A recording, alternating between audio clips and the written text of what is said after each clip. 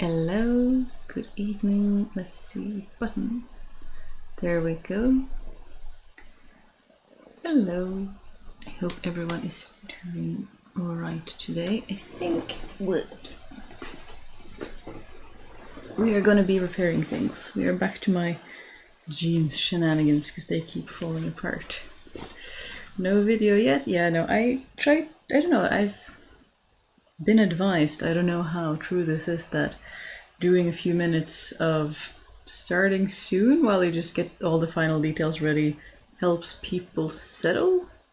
I don't know, I just kind of try my best and see how it works. But good evening everyone, or good morning, depending on when and where you are in the world. I hope the sound is not making a nuisance of itself again, that things are relatively predictable. One can hope, right?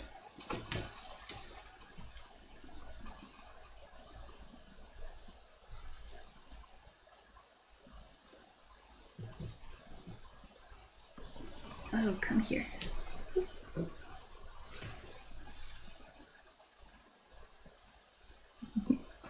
Hello, hopefully with functional internet this time. We hope so for you too. Unstable internet can be ever so frustrating. But yeah, these jeans, I feel like these jeans fall apart a little more every time I wash them, so it's at that point where the repairs start feeling not quite worth it. The sound is good, very good.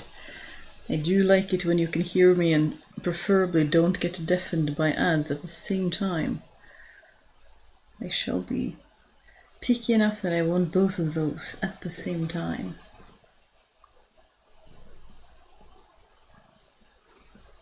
The starting soon screen is nice, helps one settle in without stress. Yeah, that's what I've been hoping. I don't think I need to have the thank you for watching screen as long as the starting screen, because then everyone knows that it's over and they are puttering out, as it were, but a few moments to know that you've clicked the right link and everything is working is something I don't mind, at least. So what's everyone doing? Are you just having a restful Tuesday, or are we mending things or making things or darning things and that kind of fun stuff?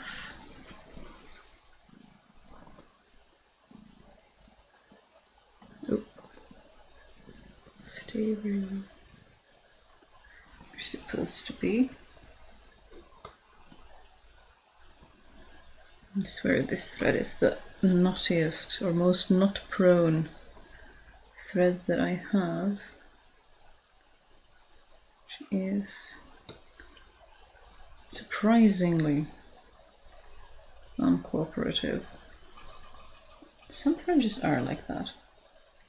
No matter what you do, they just insist on making a nuisance of themselves. Nothing like a bit of 4 AM Sashiko? Well, that does sound like a very nice 4 AM craft, if nothing else.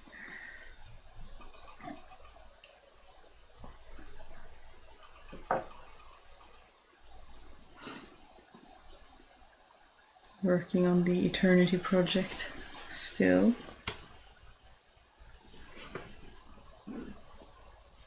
Maybe. Am I gonna manage to work on this without disturbing you?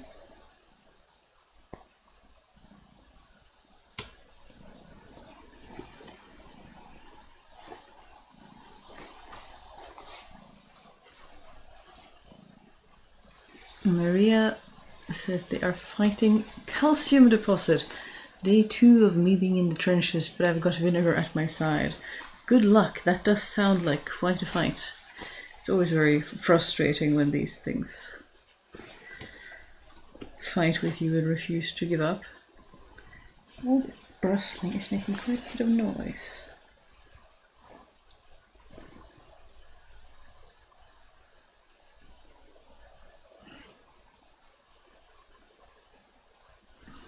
I don't know about you, but I've had kind of cause to think about community quite a bit recently. There's been a couple of different events where I've been thinking to myself, why was this event, why did this event leave me feeling negative, whereas this other event led me to feeling positive? And it usually comes down to what people want to do.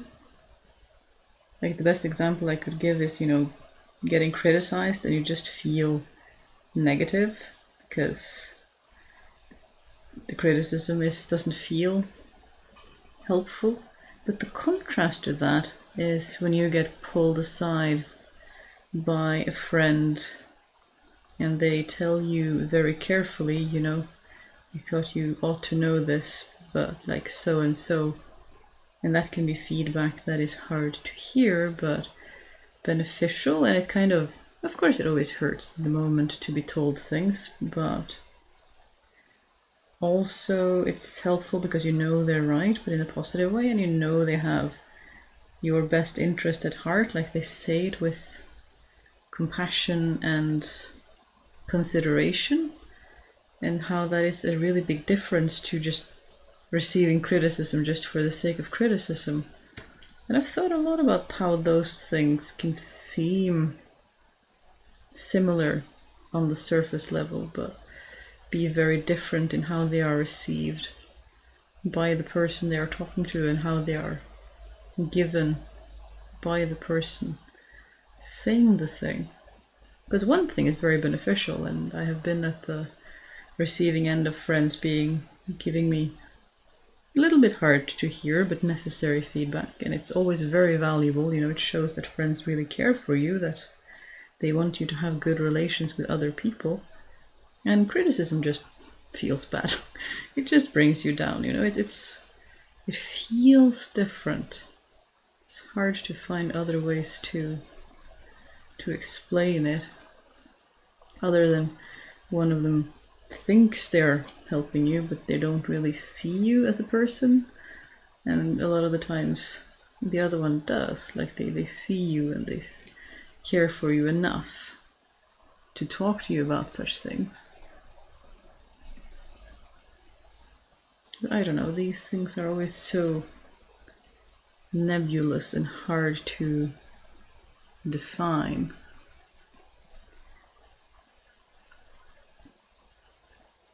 Catpaw says they are picking up their Dum Dum project, a granny blanket, because I ran out of yarn on my Wednesday shawl last night. Starting at a piece of linen I bought for making Capri's thinking short-sleeved pirate shirt. Short-sleeved pirate shirt. Linen is so expensive here if you can find it, so I need to choose wisely. Ooh, yeah, that can be a very difficult choice, especially since you live in a hot climate. It depends on what else you have in your wardrobe. I hope you choose something you get very, very happy with.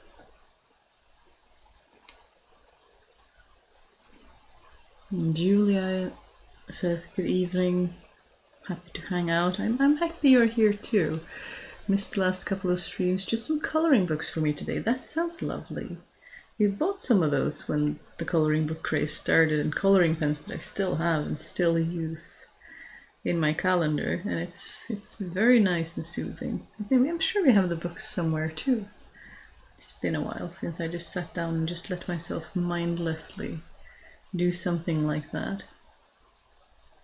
Of course, I have a great many other little tasks that have a similar mindless, cozy function.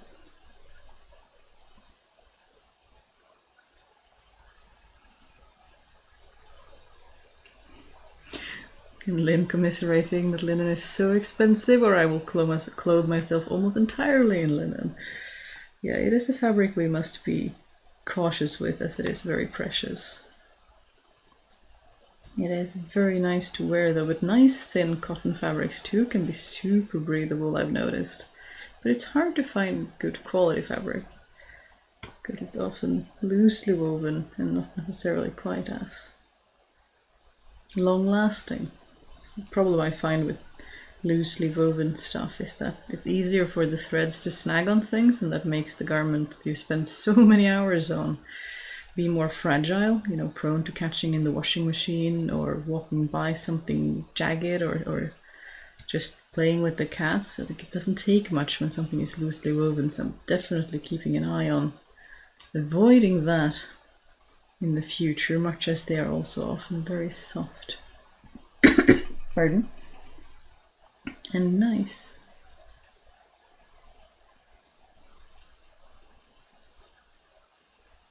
Linen shirt sounds glorious though. Yeah, I have a couple of linen shirts and they are super nice when it's, you know, warm and stuffy and humid, and I don't know, having something poofy that keeps sort of the air away or keeps the clothing slightly away from your skin is so nice, because then you don't get the sun directly on your skin.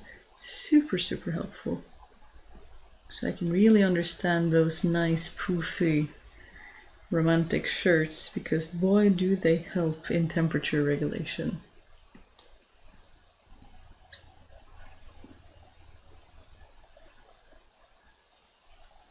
Lee says, making a cap pattern. Have one linen cap I love, so now I'm trying to copy it, using paper tape to make the curves. My sister has given me some old linen pants that will be new caps and bags. The caps are very nice. That's a fun little project. I usually have my I call it my ugly sun hat, which is a wide-brimmed hat that I found in cloth in a secondhand store when I was working as a gardener. In Tromsø, I was working as a landscape gardener in the summers in between my studies, and I needed a hat, and I found it in a secondhand shop and added a chin strap to it and just wore it ever since. It's perfect because you can stuff it in a bag when you're not wearing it. You can stuff it in the washing machine when it gets grimy, and it can just take a beating because it's cloth and not straw. And then we just got to calling it the ugly sun hat, and people would laugh at it, but everyone would recognize me. Spouse has been lobbying in the beginning to change it out for other hats though, but I keep going back to it because I know I can destroy it, or I can't destroy it rather. It just survives, as opposed to the prettier hats that are nice for good occasions, but I can't just shove it in a bag if I need to be away with it. So I just keep returning to the ugly sun hat as my everyday hat. They have given up by now, but they gave me some other fun hats to wear to protect from those bright rays from the sun when I'm out and about.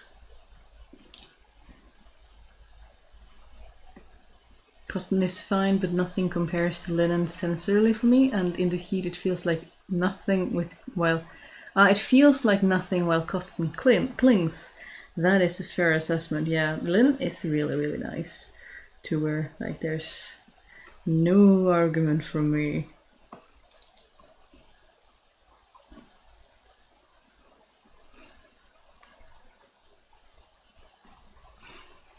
Linen really keeps you 2 to 3 degrees cooler. That is really exceptional.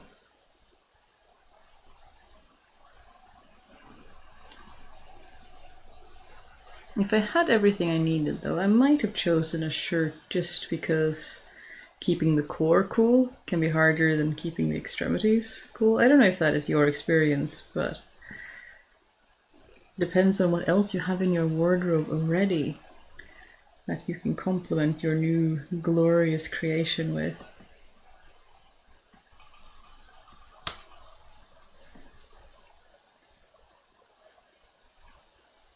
Catherine says, I also have shove it in the bag hats. I love them. Yeah, exactly, because they're so useful.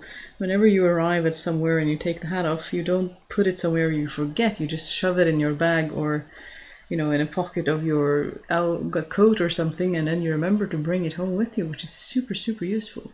And we are about to have ads, so hydration break.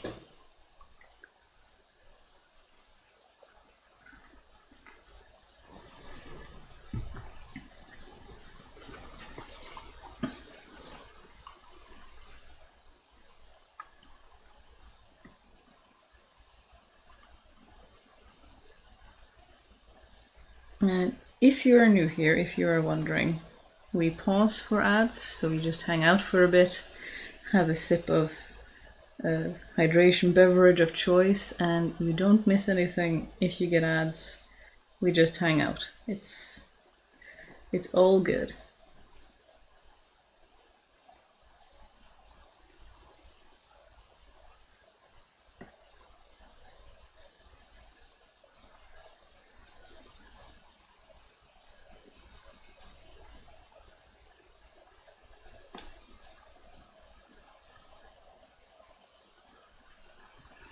Lynn says, I wonder how nettles compare, but good luck finding woven nettle fabric. Yeah, I have seen coarse nettle fabric from Denmark. At least they used to have it. There was this Viking reenactment website, an Iron Age reenactment website that had it. They were sold out last time I checked, but it was just the coarse stuff. I would be super curious to see how the finer stuff compares that we hear about in history that, you know, was sought after as more superior to linen in terms of durability and softness for bed sheets and things like that. I'm super curious, but I similarly haven't been able to find anything but coarse fabric and coarse yarn. I too would be super interested to see how nettle fabric feels if it's, you know, finer quality stuff. But it doesn't. Linen and cotton you can. Well, I'm not sure. You don't need to ret cotton, but linen you need to ret. Like you need to throw it in the pond to ret them. And we used to throw them in, you know, water or a river or something like that. But these days we can ret linen chemically, whereas nettles were not as cooperative, so they were naturally left behind, sadly, which drives the prices up for precious nettle fabric. But I too am deeply curious as to how linen would compare, or sorry, how nettle fabric would compare to linen. And also if there's difference between different nettle fibers and different nettle plants, just like, you know, different varieties of linen presumably would have shorter or longer fibers. So many things I would like to explore. Greetings from sunny Vancouver. Greetings. Welcome. We are chilling out, hanging quietly around. I am mending some old jeans that are getting on their last leg, but I am stubbornly patching it with what I call my sacrificial jeans, a pair of jeans that reached beyond this stage of, you know, being beyond repair and then turned into, this is what we cut up into patches for repairing new jeans, because indigo is such a versatile dye. Even if it's slightly lighter or slightly darker, they still look nice, the patches, so you can always just get something and it will be, at least I find it okay, especially for everyday wear. I am not too fuzzy.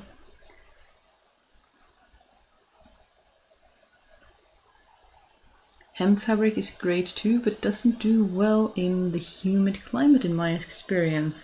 That is very interesting feedback, Catball, because I do have heard good things about hemp and I've been curious about it. It would probably do well in Norway, where the heat and the humidity is not quite as bad as elsewhere.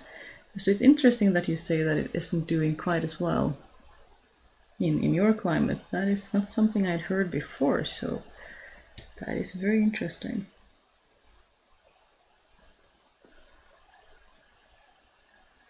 Now I'm wondering if it would be possible to just go out into the woods, gather some stinging nettle and try to make thread fabric out of it. You totally could. There are people who have done it. I have seen, I have a friend who sent me pictures in DMs about it, making cordage and retting nettle on their own. We just had someone in the Discord make fibers out of banana peels. That was really cool. I spy on you sometimes. And I know Sally Pointer has videos about processing nettle into into threads. So there is a lot of stuff going on, and it's really, really cool. So the short answer is yes, you absolutely can just go out and try to process it and see for yourself some of that labor-intensive process required that used to be part and parcel of clothing ourselves that now is largely taken for granted.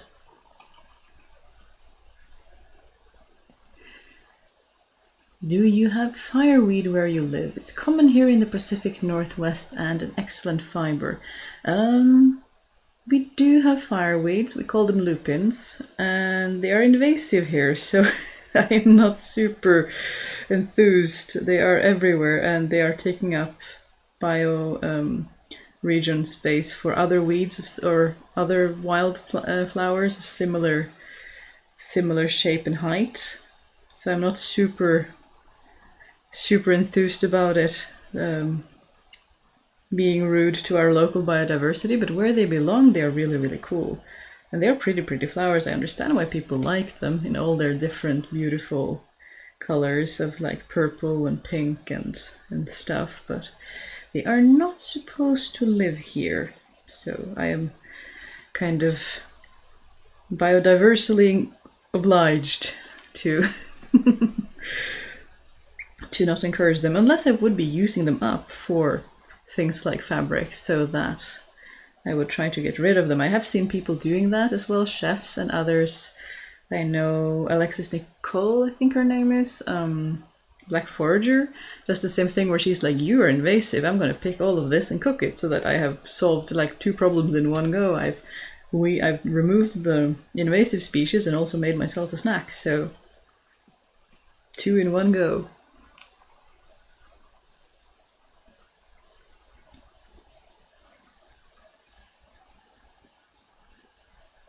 I don't think fireweeds is lupins. Oh, that's what. Okay, let's see. Then we shall check out.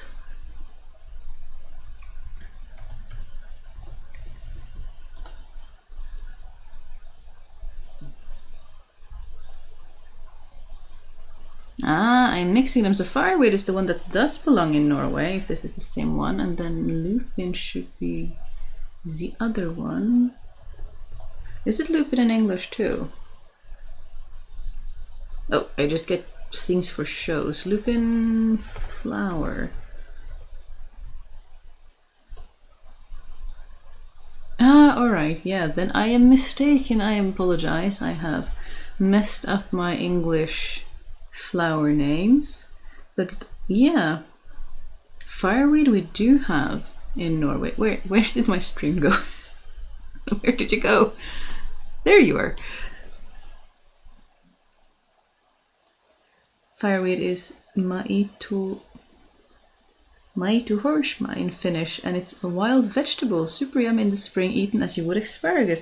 I have heard of people eating that. Now that I have the right plant in the right category, we have that too. I have not tried fireweed as a spring vegetable, but I have tried it as cordial. So like, you boil it with lemon and then you add sugar and you boil it into a syrup, and then you add it to a glass and dilute it with water and ice cubes as a refreshing summer drink.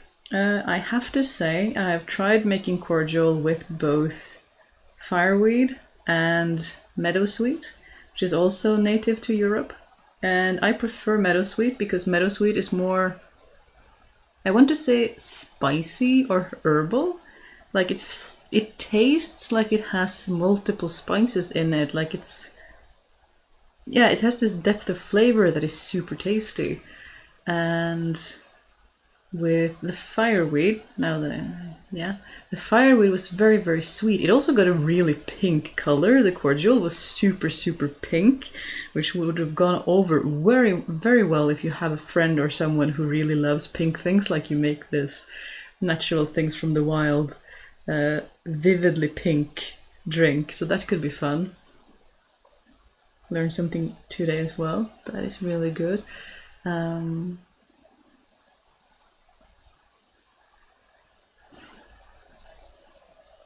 But yeah, that is one thing I find challenging, is names for birds and plants and other things in English, because names never translate to... Ooh, I forgot to plug in my laptop. That is excellent behavior of me. This could have been a very short stream. There we go.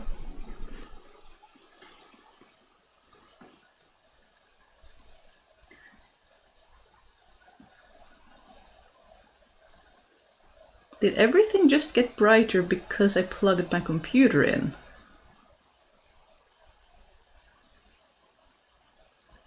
Technology, why? I know some of you are just listening to the stream and don't look at the footage, but it looks like the picture of the stream just got brighter just because I plugged in, but that might just have been my own screen. It might not have been something that you saw. Anyway, I'm feeling a bit technologically challenged today.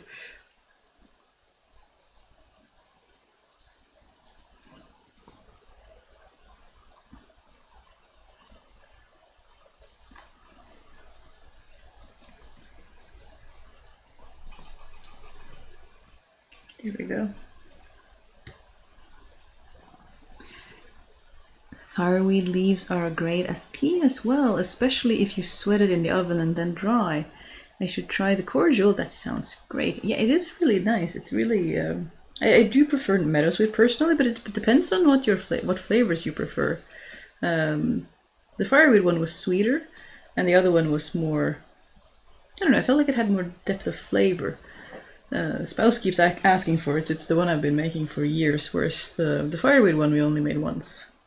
But they all share that you usually add some citric acid or lemon juice or just lemon slices so that you add a bit of acidity, which really brings out the flavor. And of course you need the sugar, otherwise you just end up with something really, really bitter, which is not what you want.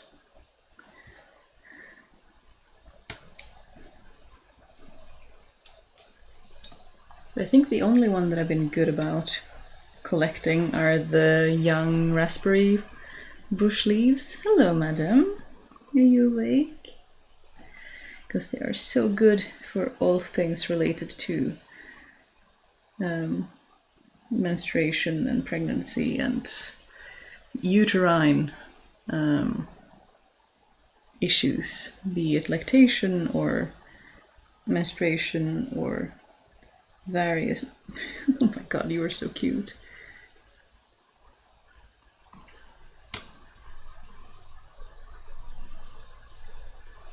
Let's see. The baby? Yes, there is indeed a baby. Shall we see if we shall do the bad camera for a moment? Look at the baby. Hi, baby.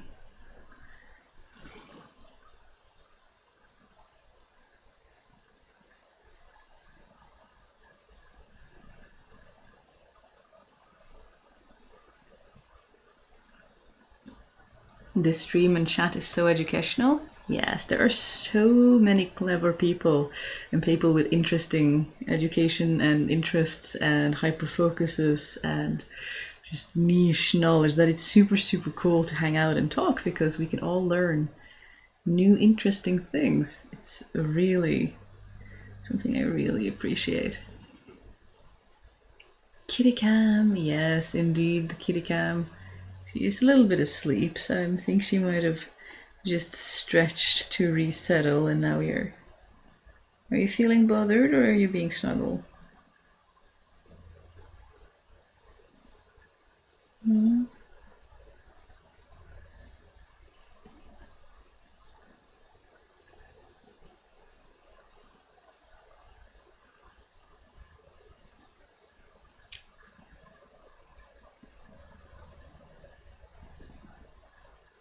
It's so interesting with cats, because I mean, when you have more than one, you really notice how they have different personalities. The Soot really loves the top of the forehead strokes and chin scratches, and Emily's like, nah, I'm more for, you know, whole body rubs. And it really shows you how they are all individuals and all have their own personalities and preferences and desires and needs. Let's see. Boop.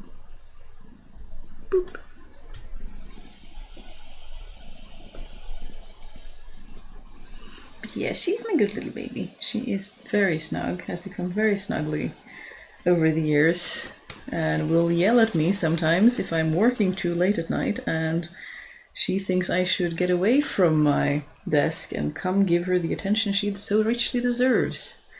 As in, come sit your backside down in the couch and put a woolen blanket on so that I can lie here and sleep.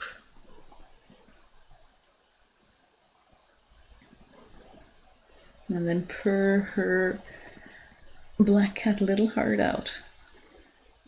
It's true, I've lived with so many cats and none had quite the same personality. Yeah, exactly. It's super illustrative that, you know, animals are not just animals. They are so much more. Like, they have personalities and desires and quirks just like we do.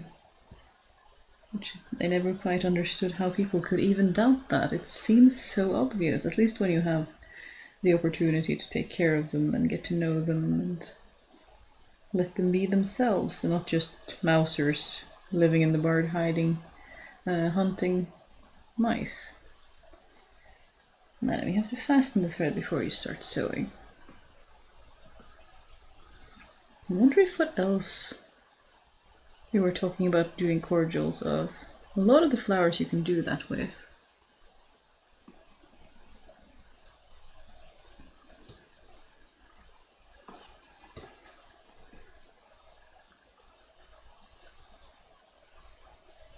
Don't know if I've collected anything else that's fun.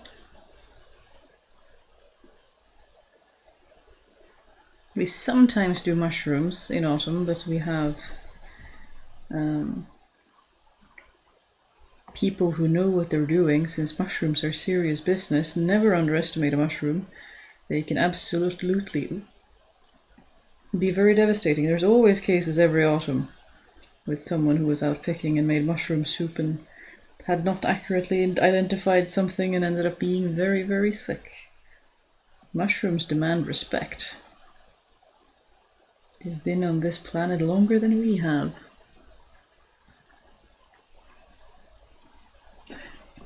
Having gone from a very mean cat to a very nice one, definitely agree. Well, that is one way to do it, I suppose. We are about to have more ads, so we are pausing for ads for the people who support the stream and just having a drink. Do not fear. If I had a better setup so that I could use the good camera to look at soot, maybe we should have a kitty cam break camera, like whenever there's an ad break we just swap to kitty cam. That sounds like, well, provided she was on my lap. It is not always the case, but it has been the case recently.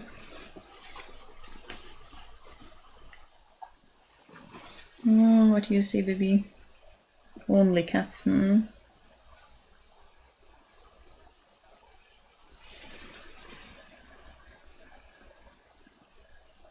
I haven't had a mean cat myself. I hear stories about them, but I haven't lived with one personally, so I'm not quite sure what that is like.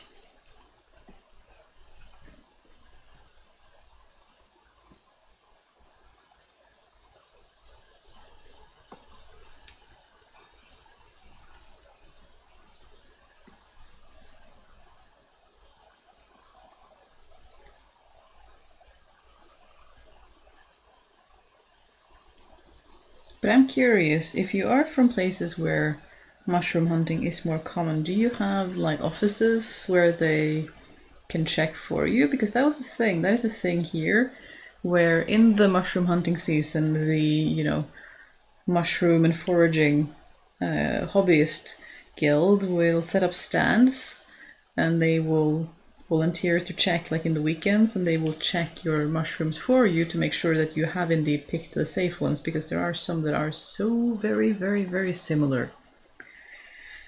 And that can really be dangerous.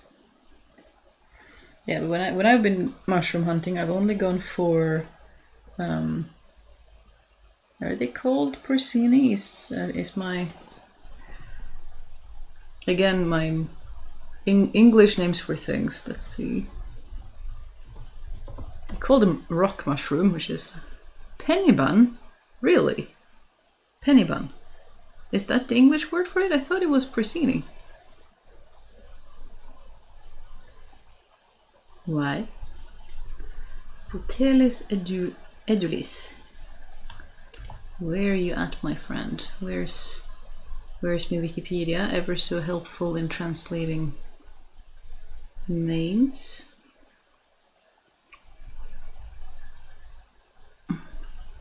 They moved the language for Wikipedia and I never remember where to find it. I would like... Aha, languages, there you are. English. Okay, so penny bun or porcini, or... porcino or porcini. Yeah, that one is a really safe one to pick in Norway because it doesn't have any dangerous lookalikes. And same with canterelles. It is a fairly safe mushroom because they are... and there are a lot of other ones too. Some of them, like when we have Polish friends who have a much bigger mushroom culture where they come from, they know a couple of the other really interesting ones that need to be cooked before you eat them so that they are safe to eat. And they have a lot of lookalikes and they know so much. They are so knowledgeable.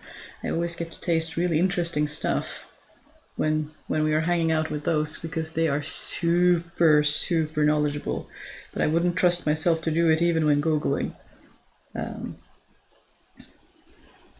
Sounds like a lot of responsibility. Yeah, it can be, but I mean, they have been working on this for a while and they have the right certifications. So when in doubt, throw it out, right? That is what you always do. If you're not absolutely 100% confident that it is the right mushroom, you err on the side of caution and you don't eat it.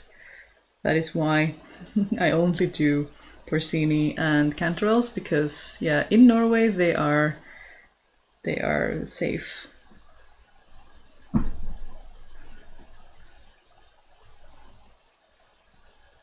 I don't think we have anything like that here, but I love mushrooms and I'm usually picking them in the fall, yeah. I don't have the courage to do that on my own, apart from the two that I know. I want to learn more, but yeah, it's... I have the utmost respect for mushrooms. I've been picking a lot of different ones and have been taught that there are only very few actually deadly ones, but you can of course get bad stomach problems with the wrong ones. Yeah, we had a few bad cases of people winding up in the hospital because someone was out picking mushrooms and made mushroom soup and then they ate it and yeah, very much rushed to the hospital with really bad cases of food poisoning. I think they both survived, but it was a close call. Marianne says pharmacists are supposed to do it, but often they tell you they don't know. Oh, that's interesting, because I wouldn't think that would be within a pharmacist's purview. I would think more of a mycologist or something like that. But yeah, here there are a lot of volunteers that do the certifications and do it. I wanted to do some courses because I would like to know more about mushroom or sort of get more practice. They also have an app where you can upload pictures of your food and they will let you know if it's a safe one to eat or not from a distance, which is really helpful if you're rural or don't have a office local to you. Morels are delish too. Oh, I've heard about morels. I haven't tried them. I hear they are super delicious. I'm a big fan of mushrooms, but I mean, freshly picked porcini mushroom, just sauteed in butter and on a piece of toast is pretty damn good. That is really good. I should do more of that along with bilberries and other fun things. There's so much foraging. And in Norway you are allowed to forage, which is super nice.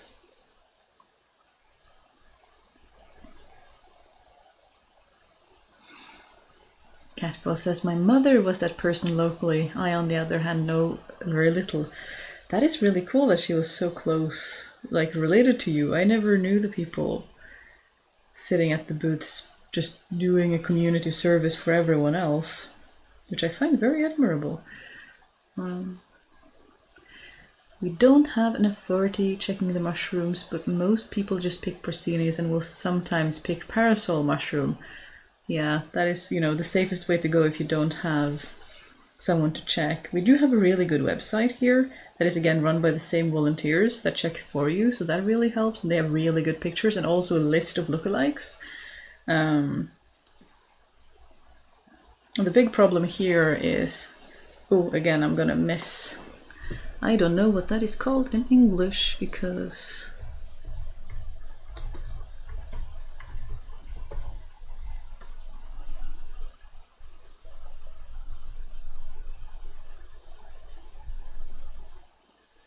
no. I have heard that one of the problematic ones that we have in Norway, let's see if I can find it. It's a white mushroom. Amanita virosa. What are you called colloquially? Ooh! It's called the European Destroying Angel. It's a very ominous name, my goodness. We just call it like the white fly agaric. Or like the fly agaric is called red fly mushroom, and then this one is called the white fly mushroom. It's called the Destroying Angel. That's awful. Goodness. But yeah, that's the big one that is a lookalike in Norway because it looks like other edible white mushrooms, and that is usually the one that is responsible for food poisonings, mushroom confusions in Norway. And it's also, as far as I can tell, when I read the news, if you have immigrants and friends or tourists visiting from Asia and China, where the mushroom culture is strong, that is apparently also a mushroom that looks very much like an edible mushroom in Asia. So they will often pick it feeling confident that it is the edible thing they're used to from home, and then it isn't, and disaster ensues. But yeah, Destroying Angel is a horrific name for a mushroom. That is, yeah, we haven't been calling them murder names in Norway. It's very, very different.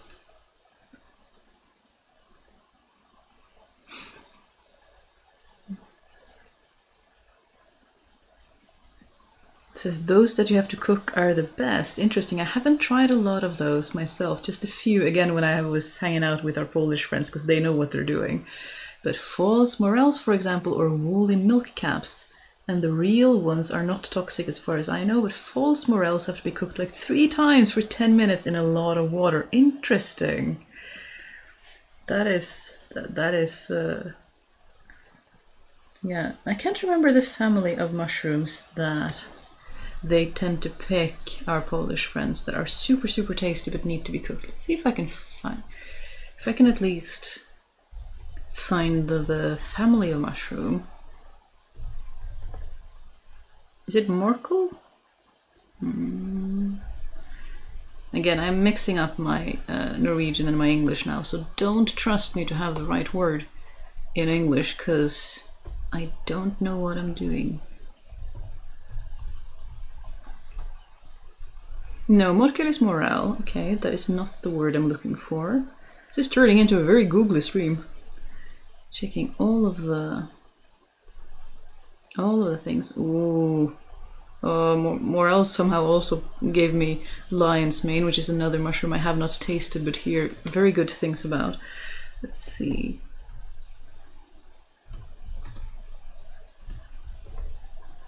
Norwegian mushroom and what shall I call that? Usable plant society. Mushroom.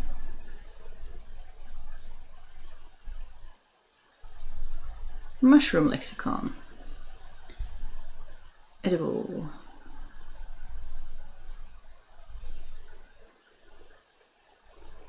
Edible after boiling?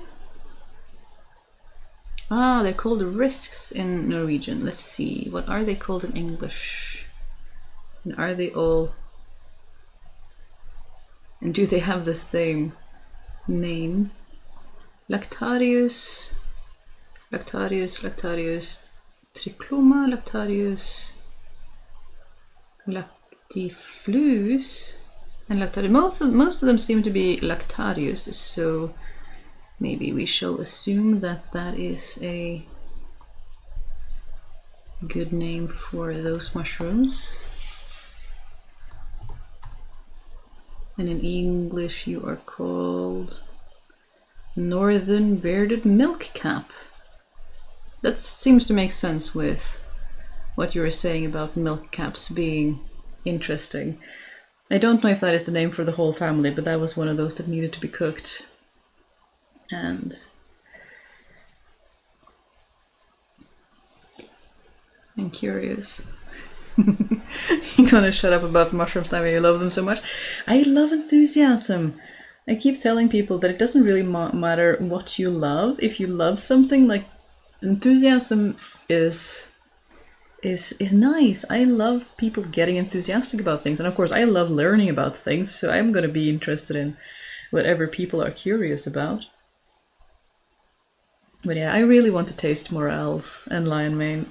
It's been, I think there's been once or twice that I've spotted morels in Norway, but I've had the impression that they were primarily an American mushroom, so I wasn't sure if it was, so I didn't dare take the chance because that seemed dangerous. But that might be that it's just that I hear mostly Americans talking about eating morels and that we aren't super used to eating them, and that might be part of the thing, and that they do actually exist here. I am not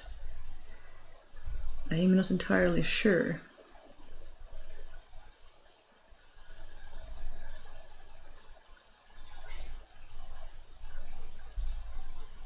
There's so many mushrooms. No, it does exist here. Morel, let's see. Cool.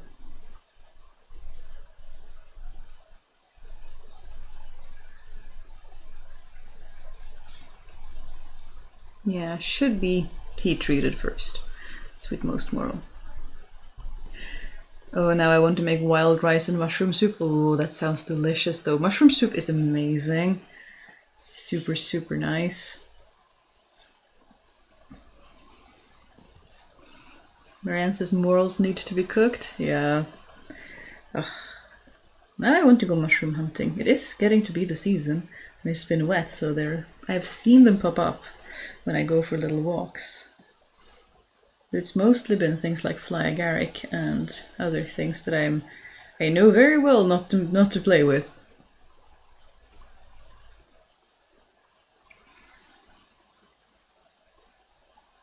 You can get morels in shops and markets here, but they're expensive. Oh, interesting. Morels are pretty popular in France. We don't get morels here. We just get those white button mushrooms and the portobello mushrooms, which I think are the same mushroom, just at different developmental stages. And then you have like the brown button mushroom, which is again different developmental stage, or slightly different, but all within a similar species of mushroom. Sometimes you get cantorels in autumn, but again, those are expensive and not something I would buy from the... And you would also have to go to the expensive charity shop, grocery shops for that. You do get dried porcini though, which is also expensive, but we have a friend who has picked so much cantorels and porcini that she ended up giving us a bag of dried cantorels, which was super, super nice, and I popped them in soups and stuff, and it's delicious. It's so good. Another one you do want to try in a region is Kratellerus, this traktkantarell. Yeah, that is the same in Norwegian. That is the chanterelles that I'm talking about. They are super, super tasty. I have a little bag in my pantry of dried one of those because, yeah, we have a friend who is going for a lot of walks in nature and is super, super generous. So I am also using them sparingly because they are precious little treasures and I like to savor them. My goodness, they are delicious. I should make a risotto with them soon. I'm having a friend come over and I think maybe mushroom risotto is the way to go.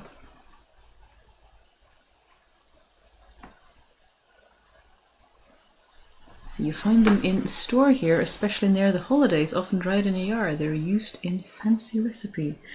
Yeah.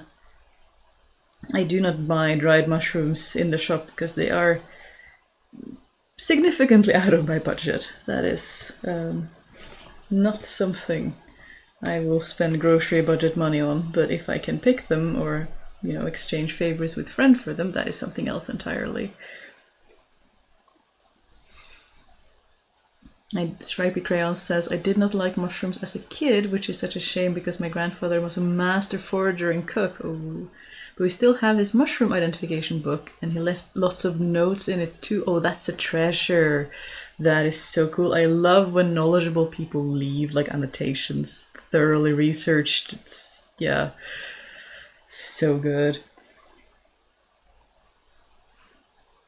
We have started doing that with a cookbook that Spouse inherited, where we've started adding notes and stuff, because that's a way to develop the book, isn't it?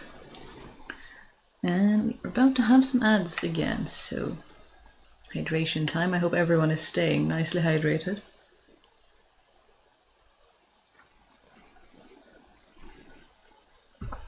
Oh.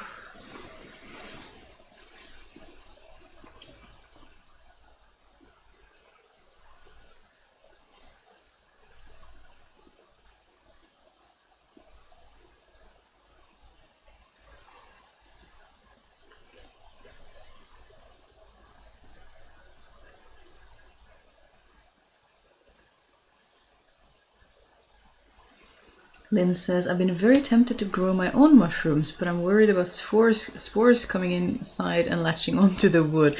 I can understand that. I'm also curious because they seem to be fairly easy to grow, of all things that you grow. Like if you have managed to get the environment control well enough, they seem to be fairly easygoing things to grow. And of course cheaper than buying, especially for expensive mushrooms, but...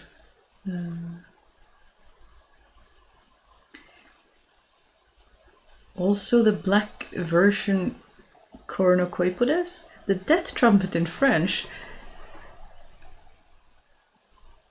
That doesn't sound like it should be the name of an edible mushroom. Much as it is absolutely a rock star name. What in the world? Why would we name deadly mushrooms properly deadly mushrooms and then not name, and then still also name edible mushrooms other things? Let's see, what was the name? It was Cornucopides. Sounds like it's derived from cornucopia.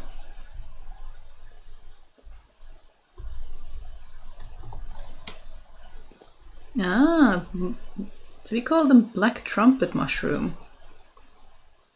So it's related to cantorels. But I assume that is what you say, I just didn't know enough about it to recognize the link. I didn't realize there was a black cantorel. That is really cool. Why is it called a death trumpet though? You're not supposed to call edible mushrooms that. I'm gonna complain about that.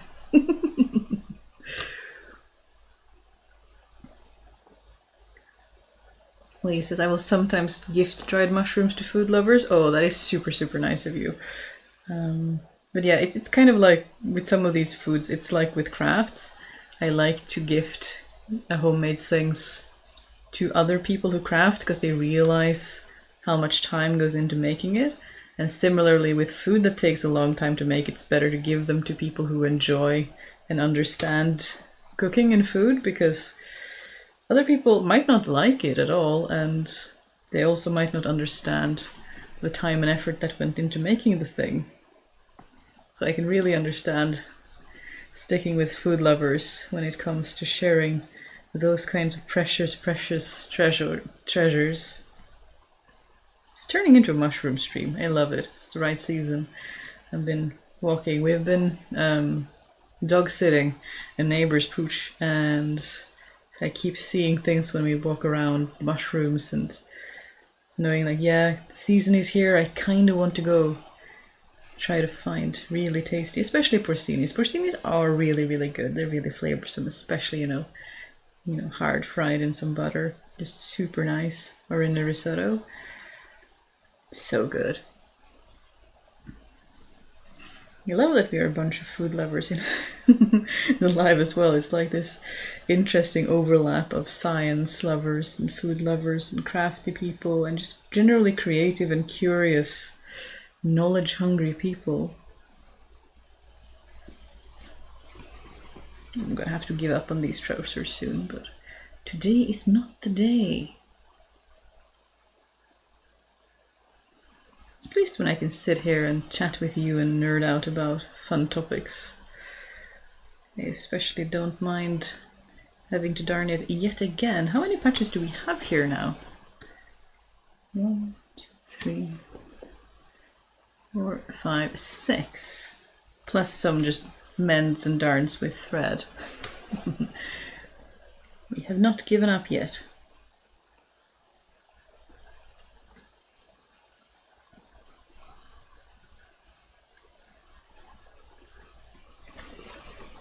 You ever do that? You just darn something until it is completely unrecognizable? Just because you can.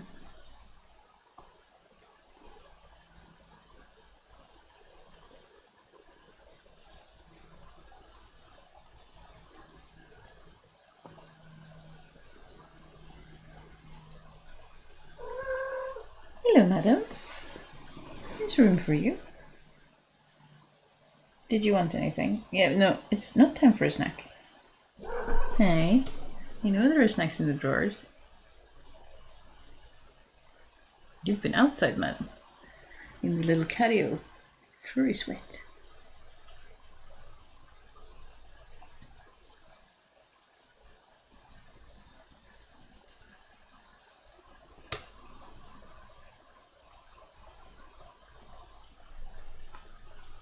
I would like not to stab you with my needle.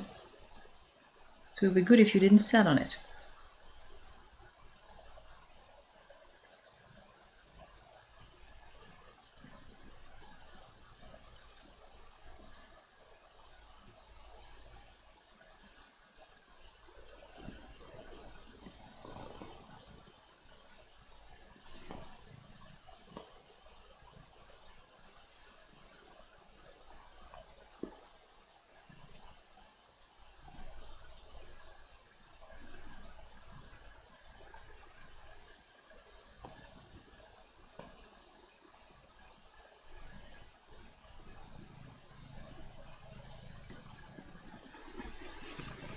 Cool. I had a thought before Soot joined me, and now I lost it. Very rude. Well, the thought, not Soot. Soot is just adorable.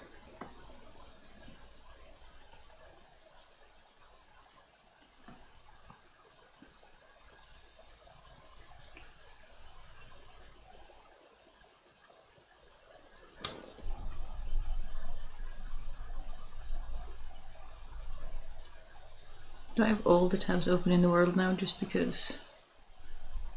Oh no, it happened again. I had my OBS lagged behind the chat, so that was why nothing was happening, because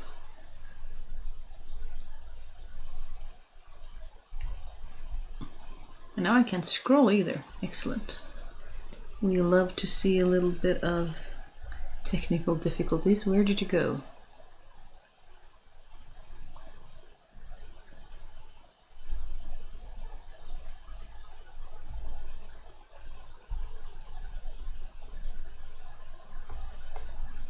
Okay, well, I guess we'll head over to YouTube if OBS can't give me the most recent comments. Rude.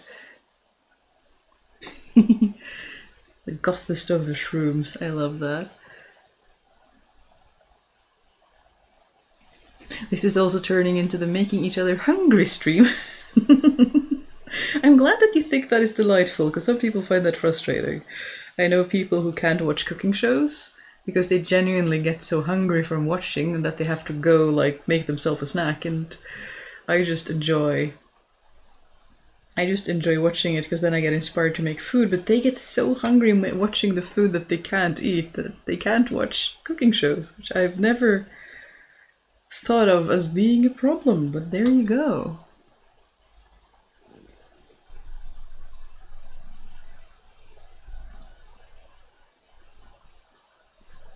See, Nikki said way back when I still was struggling with my chat, our Asian shops have a good variety of dried mushrooms, but also they have a few different varieties of fresh. I've noticed as far as spices and dried goods, they have the best varieties. Oh, they really do.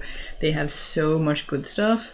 It's just, Asian shops are the best. They have so many tasty, tasty things. And they're so nice too if you show them like the smallest bit of interest. It's, yeah, I've never had a bad experience in one.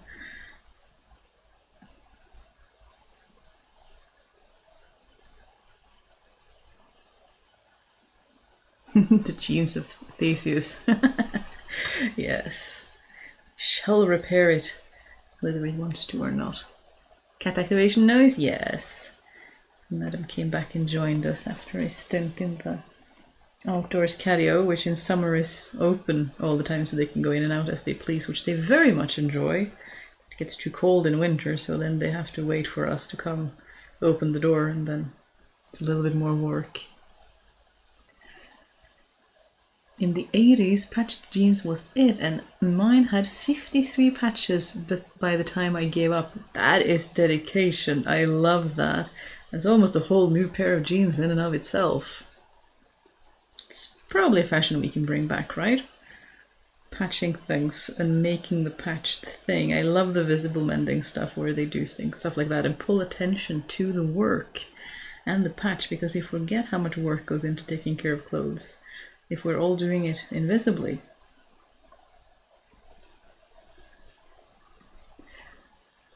I get a bit grumpy about food advertisements because I don't like being manipulated, but cooking shows are inspiring. I can see that, yeah, because advertisements are a whole different ballpark, aren't they? But when it's like nice, feel-good cooking shows without too much drama and without too much other stuff, then I think it's good. Why, OBS, have you completely frozen the chat and doesn't seem to be reloading it again either? That I find very rude.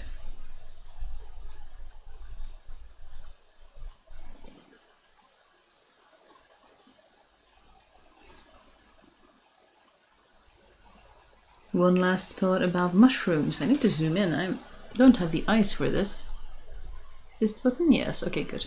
So that I can see chat, because I require glasses. One last thought about mushrooms. I made mushroom ketchup or mushroom ketchup after watching Townsend's video about it, and that rocks. Use a kilo of ordinary white button mushrooms. That is super interesting. I love that. I have not tried making that. I'm also really curious about, you know, the original ketchup made with fish and stuff like that, fermented fish. Like, I'm assuming it will be more similar to fish sauce than the ketchup that we have today. It's just really, really curious. Really happy to find your video sending air hugs from a fellow Spectrum dweller. Well, I'm glad, Shane. I'm happy that we find more people like us who we can turn to for amusement and entertainment. You are welcome here. Lee says, I haven't seen any ad this evening. Strange. It depends on where you live. They are based on like geolocation, georegion, and things like that. And not everyone gets ads. Some people get more ads. You know, Canada and the US are especially prone, but not everyone do. So, but I have set it so that it shouldn't just serve you ads randomly. It should serve you at specific times, which I don't know if I can see now since OBS has decided to not behave for me. Yeah, no, I'm gonna have to set that up again. Hopefully it won't. So long as it's still working, I shan't be touching it. Thankfully, food advertisements rarely look appetizing to me. Like, no, I don't want your pre-made salad in a can when I could mix my own, even if I have to use pre-cut ingredients. Yeah, sometimes advertisements just get a bit bizarre. But you know they have to work, because otherwise marketing wouldn't be $1 billion industry. So there has to be... It has to work. I heard someone talk about when sponsors reach out to content creators that they want on average a 10-time return on investment. So if they pay you $100 or whatever, $1,000, I don't know the rates, they expect a 10 times return on investment, which is pretty intense to me. That is a lot of money. That's, yeah.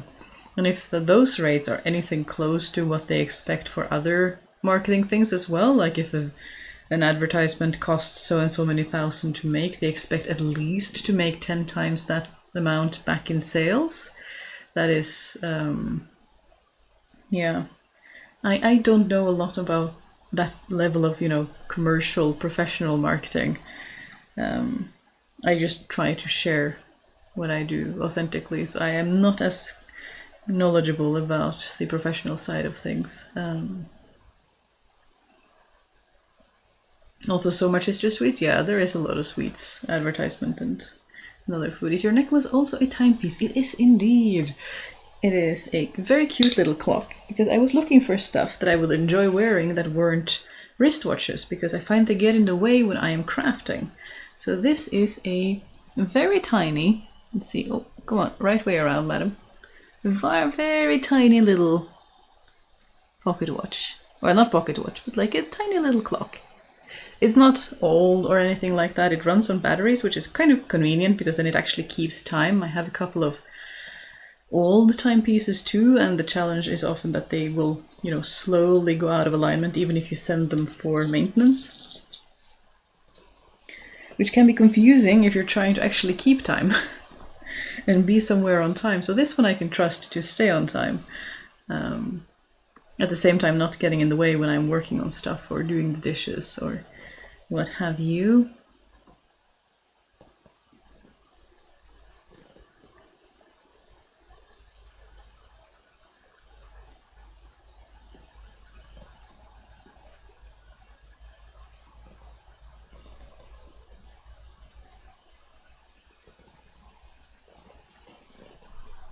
I feel blind without my usual tools. How do I get them back? Yeah, no, we are not touching it. We will leave it and fix it after the live stream, so that we don't accidentally break anything and stop the live before planned. It seems like something that could happen. That's a beautiful necklace. Thank you. I like it a lot. It's quite small, which I like. I also got we call them in Norwegian a nurse's watch, which is something that nurses would wear on their pocket so that you can look down and see what time it is. And it's actually the cool idea for nurses' watches is that this one, it's the right way around, so other people looking at it will see it the right way around as well.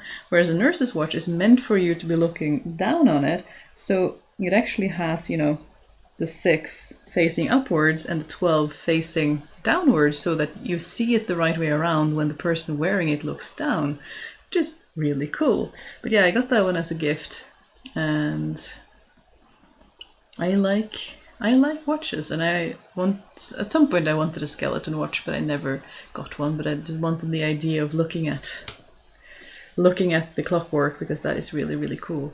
Aha, I do see a little ad timer on the browser stream management thingamajig as well. That is good. We shall have some ads in about 30 seconds. And if you're new here, don't worry. I keep saying this and I will keep saying it, but we pause for ads.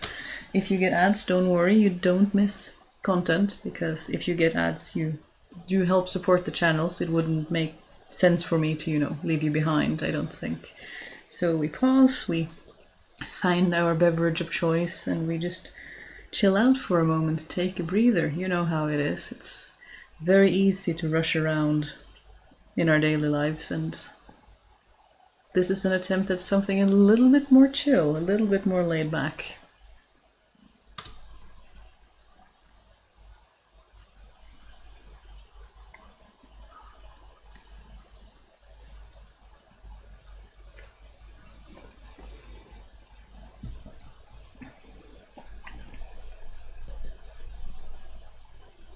Speaking of laid back, let's see if we can... Here is someone who is very laid back. Oop, laptop. Look at this little lamp. Huh?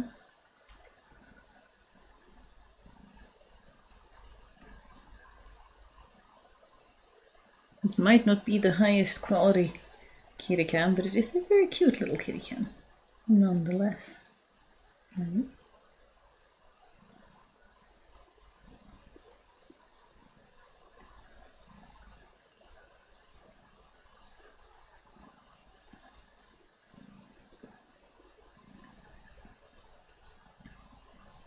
in Norway. I don't know if this is going to make sense to anyone else, but in Norway there was this trend started that was called, slow TV, and people talked about they would take. There's a very famous ferry thing that goes from the south all the way up to the north that people will book. It used to be for transportation, but now it's too expensive for that, so people use it for vacations and cruises and that kind of thing. So they would have a camera on that, and you would just follow the boat as it went from coast to coast around from the south to the north around Norway. And then there was another one that followed the train that they put, and they just called it slow TV because it wasn't dramatic or anything. It was just hanging out, I guess, kind of similar to some kind of live streams and others. So maybe one day we should have like just a kitty live where we just point the camera at a snoozing kitty and just call it a day. Would there be an interest in that? I mean, there's always an interest for something, isn't it? I don't think it belongs on the main channel though, madam.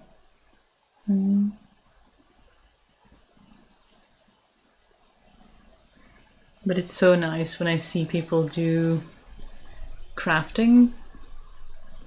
Not crafting, but that was not what I was thinking about. Brain with me. Rescue channels. I've seen on Twitch there are some animal rescues that do 24-hour streaming of the rescue animals, and that helps fund the care of them, which is super, super nice. Like, that's such a nice way, again, to use ads which do run our internet lives, and they use it to pay for the food and the veterinary care and of their animals. I wonder if I could. This is going to make a lot of noise, isn't it? If I try to find it. Is there a way I can turn off sound on this tab without mute site? Okay, thank you. Did that work? No, don't make noise, please. Mute. Okay. But Alveus Sanctuary is one of them. Let me see if I can link this one. Where did you go? Here you are. There's one called Alveus Sanctuary, and you just chill out with the animals, and you see what they're doing, you see how they're treating them, and the animals are just hanging out, they're just doing their thing. And by watching the stream, when you get ads, if you get ads, they get money to help more animals. I think that's super, super cool. It's such a sweet concept. I really like it. And then you get, nice, calm background music or mood or whatever. It's a really thoughtful thing to pause for ads. Never seen any other content creators do that. I guess not. That's interesting. Yeah, I haven't really... It just made sense to me. I also saw some other content creators do that. I know Pirate Software does that as well. And again, it's, it's trying to respect your community, not leaving anyone behind, because we don't want that. It's hard enough.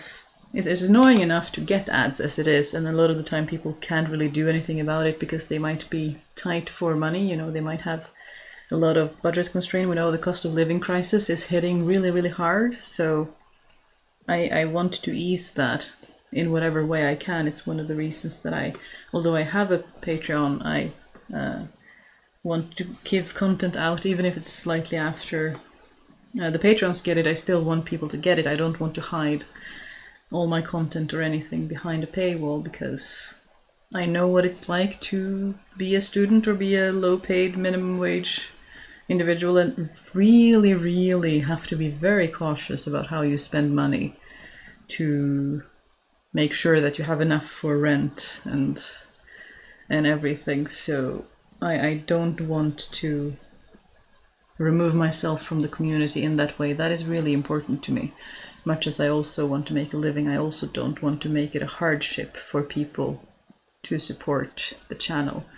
And I really, really mean that. That is also why I decided to, because I know a lot of content creators, especially costume creators and like the sewing and creativity. The people that I hang out with, you know, other sewing and fiber arts creator, it's quite common to do discords for patrons, and I had that in the beginning, and it was very quiet because I don't have a lot of patrons. I love the ones that I have. We are getting numerous. There are dozens of us at this point. I'm super thankful, so don't think this is a reflection of that, but it was very quiet because, you know, a couple dozen people isn't enough to get a conversation going. And then I got this really lovely comment from a non-binary person on one of my videos that they thought we had such a good community. And I was flabbergasted because YouTube comments section is not usually considered a community, you know. Each comment is usually an island unto itself, and there's usually very little interaction between the comments. And I thought, what if we actually tried to make someone a comment, make someone a community where they could actually hang out and they could, you know, get that free of charge and be safe and be allowed to be creative and not have that problem. So we worked on that. I asked the patrons if they wanted it to be a separate server, or we just merged the patron server and turned that into the community server. And the vast majority of the patrons who use Discord, who were in the Discord, wanted it to be one big server to rule them all for everyone, you know. So that's what we did. And if you haven't seen it, there is also a pinned comment, but in the general chat I shall share another link just in case. But if that sounds interesting to you, we have a little Discord that has some really lovely, a lot of the people in chat are in the Discord, and it's a super nice, friendly place. We're trying to make it, you know, an inclusive, accessible place, and trying to just encourage people to create things, just encourage people to do things they like doing without shame, because there's so much perfectionism and shame in the world. We don't need more of it. Nikki says, we have bird TV for cats here, where places with bird refugees film the birds. Oh, I love that. I really love that. There's a whole section of YouTube dedicated to no talking videos of Japanese trains and ferries. Wow, there's so much I don't know about the content that exists. That is, actually, I love that. That is kind of cool. That again, it just shows that there's a niche and an interest for everyone. We have one where you just look at the checkout moving belt from a grocery store. Wow, I love it. I love that there's so many weird, wonderful things that people do. I tend to watch them when I need to stare at something to pass time or cope. Oh, I can really see that. Yeah, how just getting that repetitive but slightly different movement would be soothing. I think I get similar feelings when, you know, looking into a fireplace is one for me, and then I think people in the same category of things, people also put aquariums. We never had those, but I hear that like looking at aquariums and looking at a fire gets that same sort of relaxing feeling. And I also noticed recently, I was visiting a friend and I was looking just out at the canopies, just losing myself in thought, and I noticed that watching a tree canopy rustling gently in the wind, moving slightly, had a similar effect for me. Like that also had that kind of soothing but slightly unpredictable, like moving nicely, that I really enjoy. But I can really see how those kinds of streams or contents would fill a similar void. Catherine says, I have watched both Norwegian slow TV. They're so soothing and wonderful. My local region across the world had them on streaming a while. Interesting. It's so interesting to see how far some of that content went when you thought it was just going to be very local, very niche. Maybe your patrons could fund a fantastic microphone for the Kitty Cam slow live stream. I don't know, we shall see. I think I do have enough microphones at this point. I just need to figure out how to set them up. The problem is that the little lav mics that would be a natural choice for this, I can't really set up because Madam likes to chew on audio cables. No other cables. I've never had a problem with any other cable, but she actually did end up destroying a couple of old, earplugs with cord, not like the wireless ones, because I didn't realize that she actually would destroy them, especially seeing that she destroys no other cables, but those she does. And the microphone has the same thickness, and she seems to be intrigued by them in the same way, so I'm protecting them greatly from that. Madam Cord Destructor strikes again. Preferably not.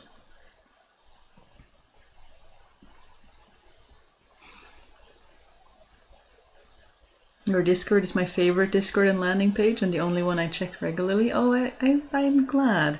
I don't... But I mean, I am not the community. Everyone else is the community, like all the people who actually hang out and chat. And I hope it will stay a nice, welcoming space as we...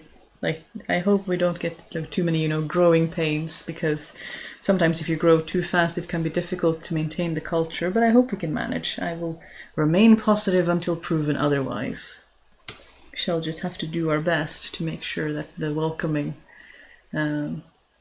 nature and feeling hopefully stays that way. I love ambient channels when I'm crafting as well. It's nice when I just want to focus on my craft but not have silence. Yeah, I really get that. Because sometimes it's too much work to find a new video again and again and again, isn't it? So it's... And then having either a 2 or 3 hour long video or ambient background live. It's very nice because then you don't have to make decisions. You can just listen to it, similar to a radio like the people used to use. But now there's so much ads on radio. I don't know. Maybe someone could make a wire mesh sleeve for the cables. Yeah, maybe we could find something like that.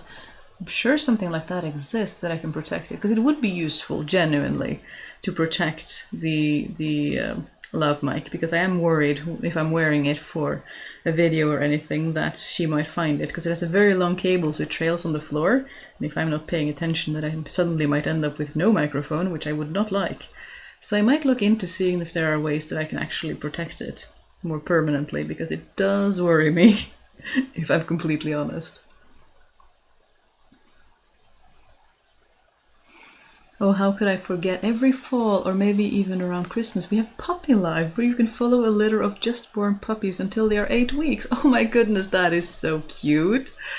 Oh, that reminds me of at the university, one of the universities where I studied towards, well, it wasn't there while I was a master student, but when I did my PhD, they had sort of puppy, not just puppy, but dogs in general, like a dog de-stress zone, if that makes sense. Like during the exam and people are stressed and everyone's anxious and worried about their exams, they just had this room where they just brought dogs, so you could just come if you were stressed and just hang out with the dogs for an hour and, get some serotonin, get some nice cute pooch love, and hopefully feel a little bit better, which I thought was a fun and cute incentive.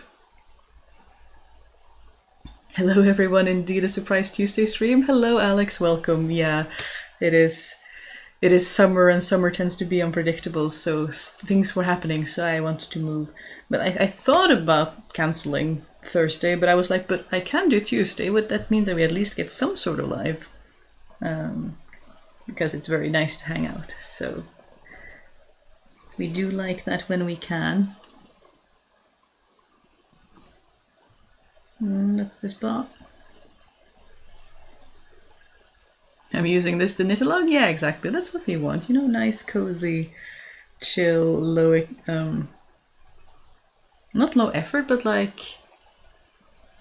low bar, easy to access, no pressure, no... You don't have to do anything, you don't have to be anything. We can just be together and just hang out, because that can be difficult with all the demands and expectations in the world, that everyone is wanting us to be all of the things all of the time. Ooh. You could wait with having a cramp until the live stream is over, couldn't you? That would have been nice.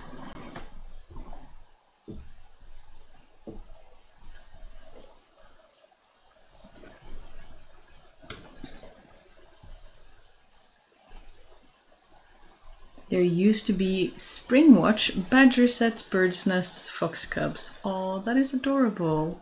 I love that. Maybe I need to find more of them. We sometimes put on bird videos for the cats and they will stay interested for a little while. Embla longer than Soot. Soot can tell that it's not actually there and she will lose interest after a while, but Embla can stare at it for a good long while. It is quite entertaining. She's very adorable. One of the problems with you being too clever for your own good, isn't it? That you realize that some of these things are merely entertainment, whereas Embla is actually entertained. It's a little bit harder work keeping you enriched, isn't it?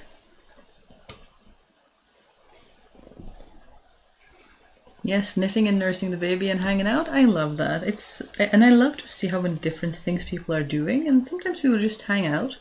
Sometimes people are just feeling tired and just want a, no demands space where we just hang out. And sometimes we make things and finish things. And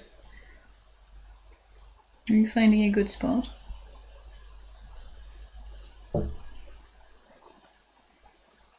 And just being human together. I think that's important. There are so many pressures everywhere that tell people that they have to be or act a certain way all of the time, or mask and pretend and try to be perfect. And nah, we don't subscribe to that kind of thinking. People are allowed to just be.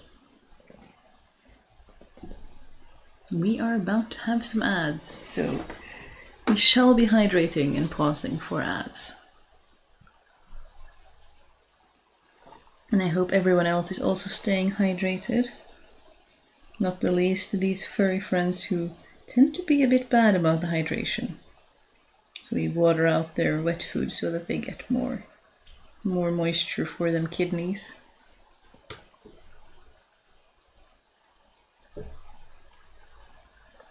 I'm actually making a stole version of the As You Like It chart. Oh, I love that.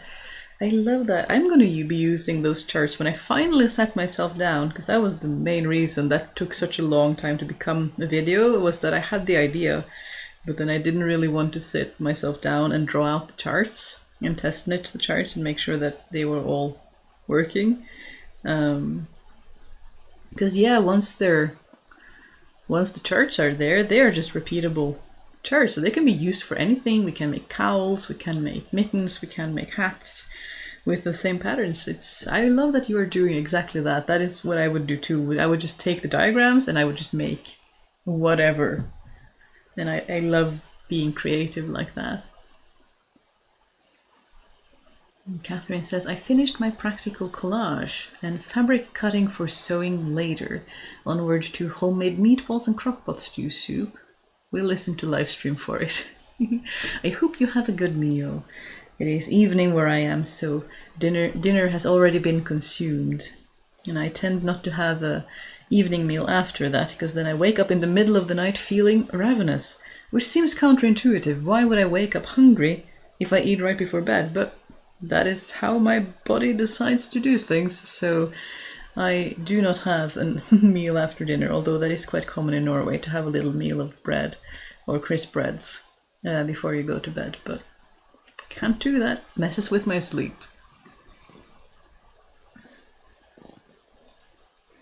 But then we make up for it with a nice, calm breakfast. I have something called Shroom Will in my bookmark bar for background noise when I'm working, but the picture is magical too. Oh, that's so cute. Sometimes I have a purring friend on my lap and then I don't need background music.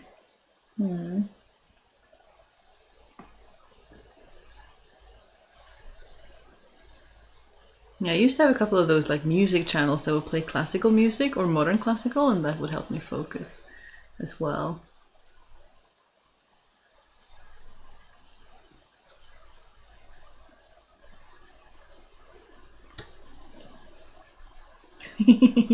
This chat is keeping me on task for cleaning my room. Thanks for the vibes. I'm glad it is doing that. And it's similar to, I know some people in the Discord are doing the body doubling, which I love to see. I'm so happy that you've started doing that, because this is a kind of similar thing, isn't it? We're just hanging out. People are doing their own thing. People are just, if they want to be cleaning, they are cleaning. If they want to craft, they are crafting. And it's, if it helps keep you distracted from doing this thing, because sometimes I don't want to do the dishes, and then it's nice to put on a podcast or an audiobook or a live stream. So I get it. It's nice to hear just chatter, and I like to talk about how, especially when I'm like out peopled, but I kind of want company. When I'm like when I was working as a PhD student and I would be educating, like teaching students in the lab for long days, and I would come home and be completely exhausted. Sometimes I didn't mind. I would put on some kind of chatter in the background and listen to that.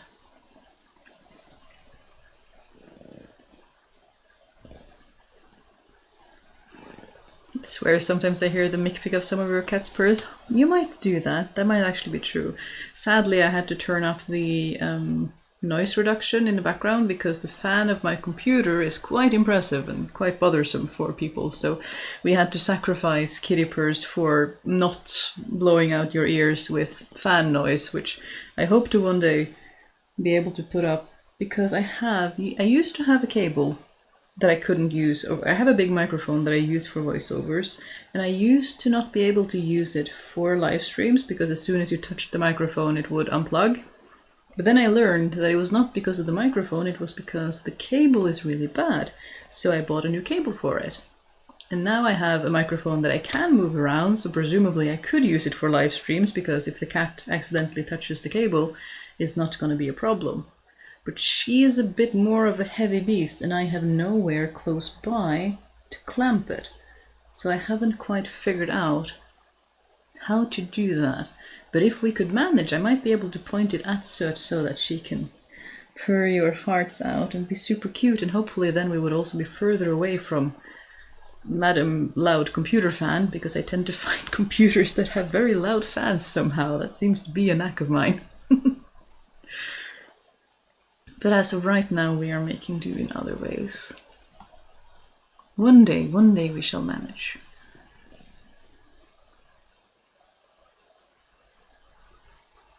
This is brunch time for me. Already had first and second breakfast. Hobbit eating is so healing for me. Oh, I love that. And calling it Hobbit eating is so sweet.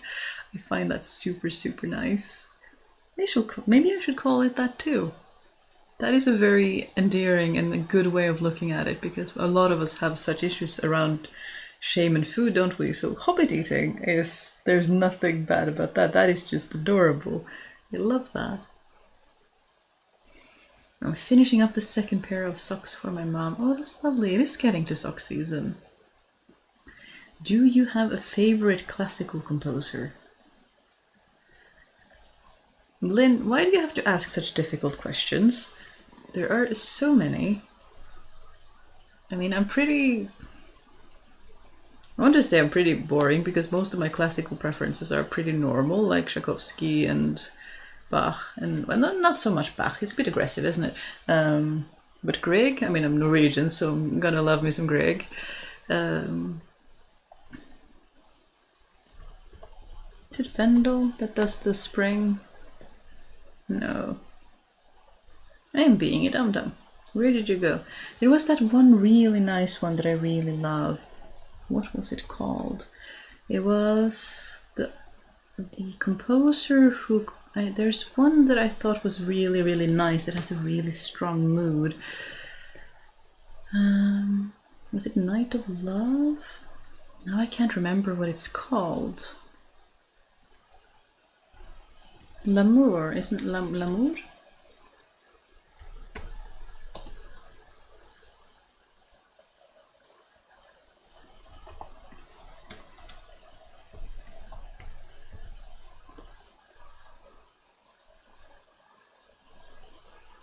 It's called something more than that.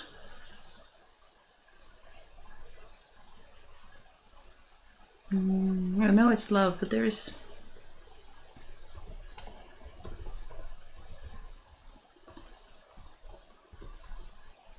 Brain, why are you not braining? Mariage d'amour. Oh, Let's see if I can find. I dare not click this one. I just want to copy the link address. I also really like modern classical. Modern classical is fantastic. There's so much good stuff. So this is Paul de Senevi, Mariage d'amour. I think this one is super, super good. At least this should be. It might be a different version than the one I'm used to. Yeah, Catboy is saying Grieg too. Grieg is lovely. I do love me some Grieg. And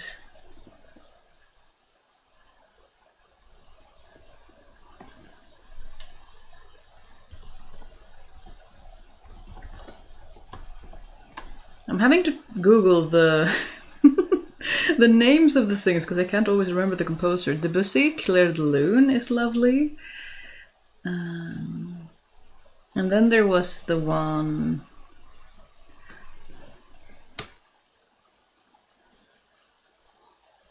You're showing all my weaknesses here, Lynn, because I'm struggling to remember. The one that came from when Twilight became a movie, there was this beautiful classical from this Japanese modern classical composer.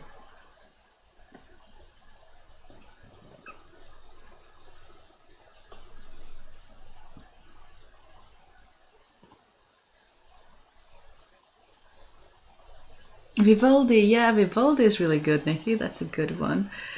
Don't think I've heard of this Norwegian one.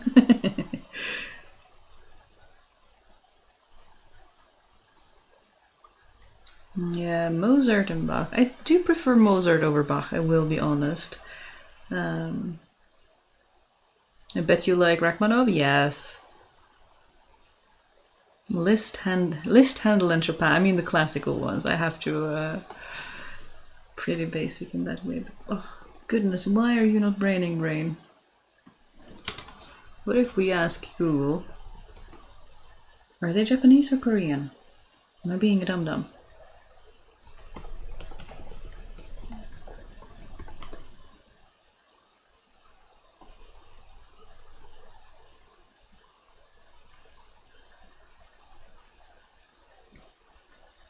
Yiruma, that's the name. River Flows in You, that's a really sweet one. I really love that one. I really love.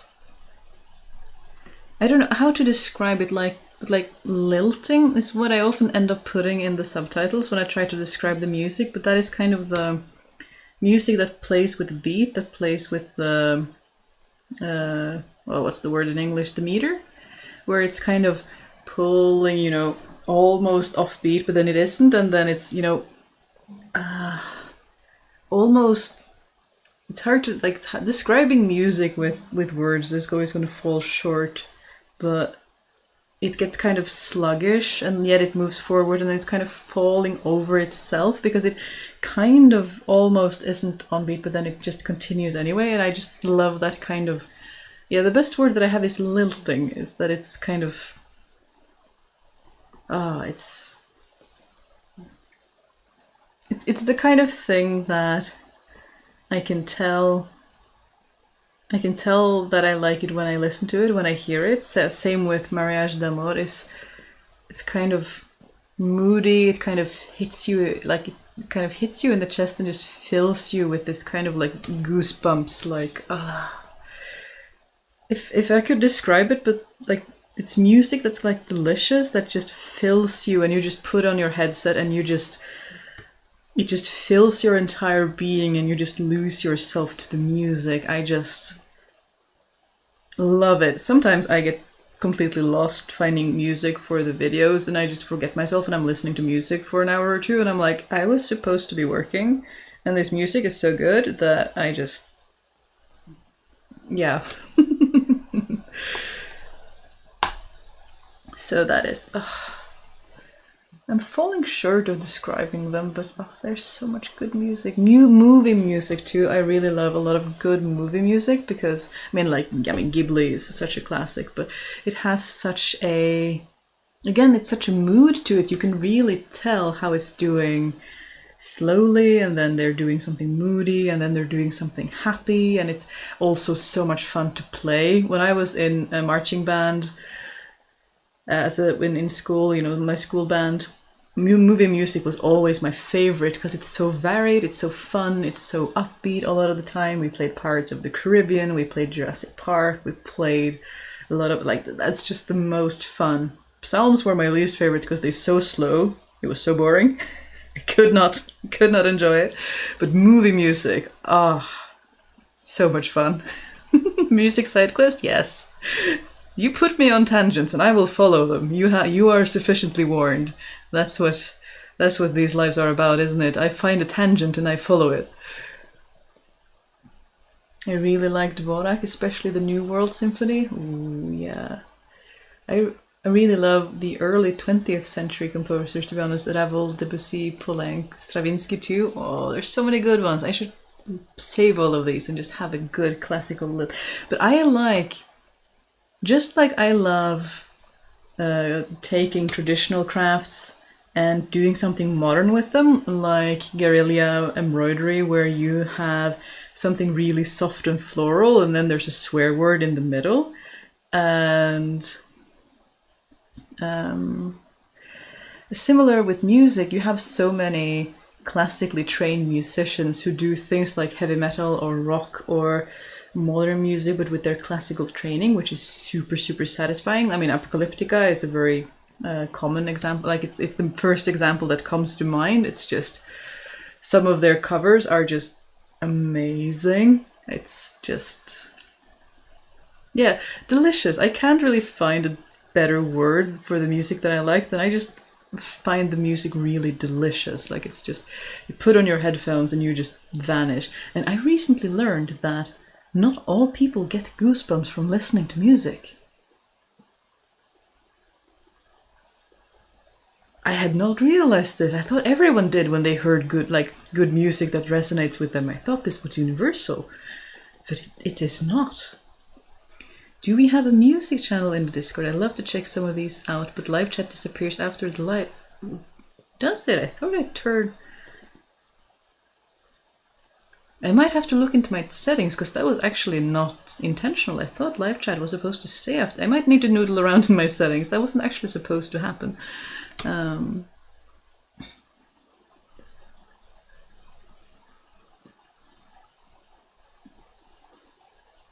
Have I heard of Ola Yellow?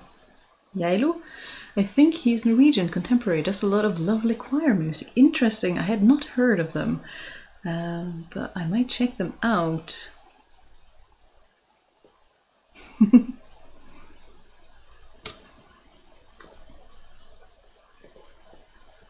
Music channel. Where would a music channel fit other than general chat?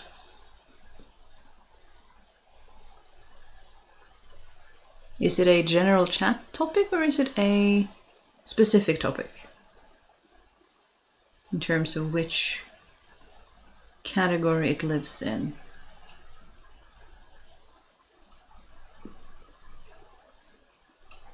I suppose it might be a specific topic. What kind of...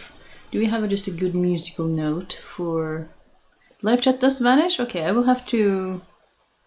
I shall have to noodle around in my settings, because I thought I told the settings that live chat could stay after. I will have to check that out.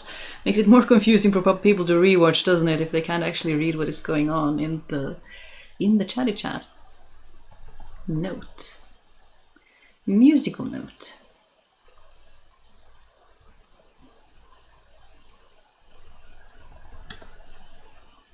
Eight note. Clickety thing. Copy. And where did the Discord go? Specific topics. Music.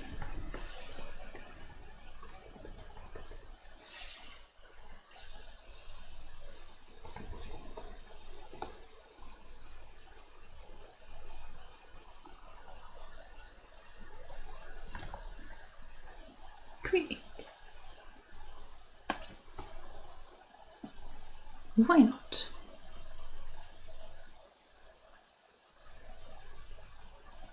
Where did you go?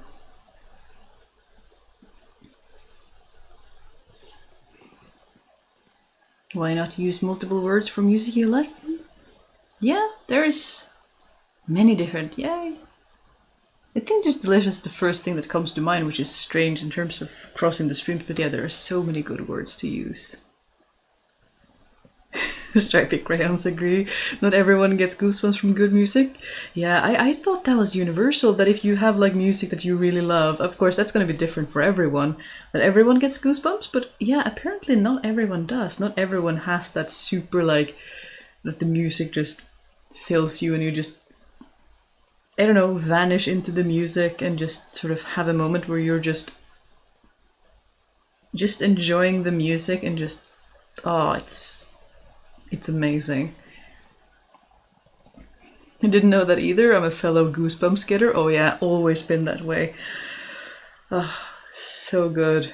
You're at a concert or listening to music. I mean, being a school band kid, we did go to some concerts, but being able to put your headset on with a good quality and put on some good music where it's just dramatic and it builds and it rises and it falls is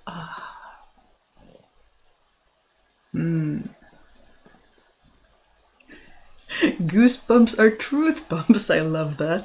It's the one thing you can't fake. I even get goosebumps playing music in my head. Oh, same. Yeah. I also play music in my head, and I once told, like we were talking about it, that I was talking to I think I was in secondary school, and it was before I had an MP3 player because they were sort of getting in, and I had, like, took me a while to save up. I didn't have an MP3 player until high school, and then I got a little cheap little thing that could also double as a USB stick, which was very useful. And madam, you are sliding off. And I would talk about how if I didn't have the music, like I didn't have the headset, I would just play it in my head, and my teacher looked at me like I had 3 heads. Apparently that was not a thing that you do.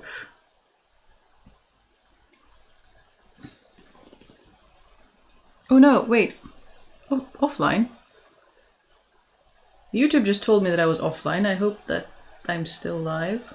Our connection is not super stable either, so I hope that will change this autumn, that we get a better connection. So we shall see.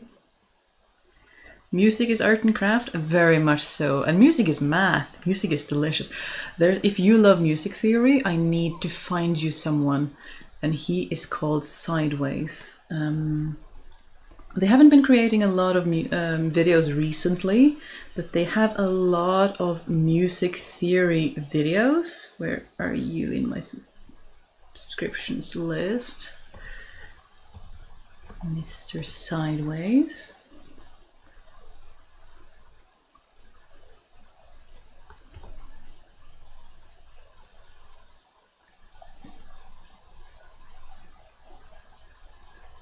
This person.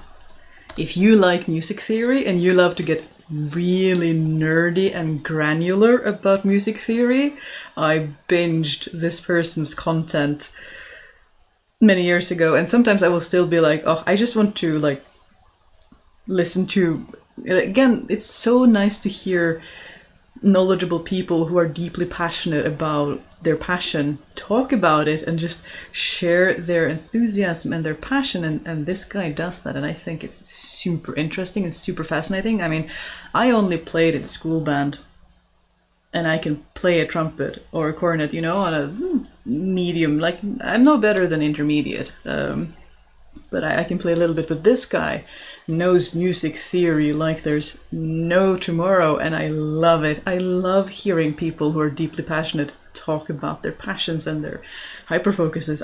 It's so satisfying. And you learn so many things about how music is portrayed and how music is used, especially in the West, because that is kind of what we have references to, but he's also talking about other music genres and why some music work and some music doesn't, especially with movie analysis. I think he is doing really, like, his videos are really in depth and really interesting. If you want to go into the nitty gritty of music theory, it's super fascinating.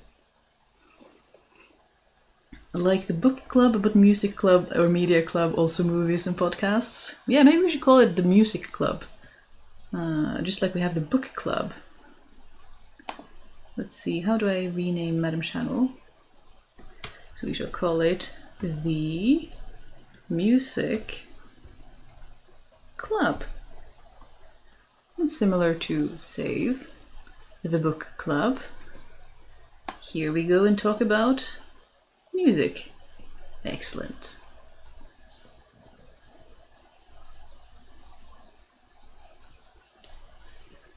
I get that feeling whenever I hear Vite by the Lyndhurst Orchestra. Oh, I love that we can like have similar things.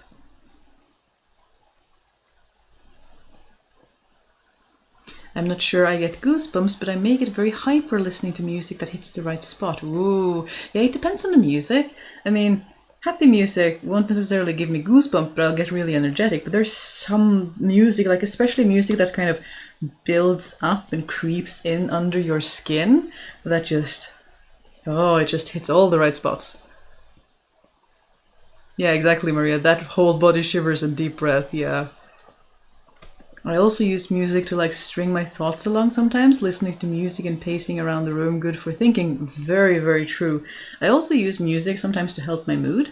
Like if I'm feeling a little bit tired, I might put on some happy music to help me get energy. And if sometimes you just want to get emotions out, I would scream along to, more energetic, but maybe a little bit sad music. And that used to be my primary way of regulating my emotions when I was a teenager, especially when I didn't have, when your hormones are raging and it's hard, everything is hard, and then you're autistic on top of it, and you don't really understand what is going on in your body, why your body is upset.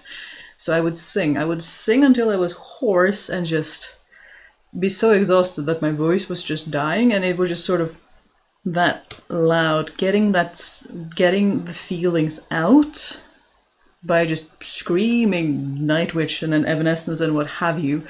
All the stereotypical was just, yeah, it got all the emotions out until I was exhausted and I could fall asleep, and then I wouldn't be upset anymore, which was super useful. So that was how I regulated my emotions as a teenager.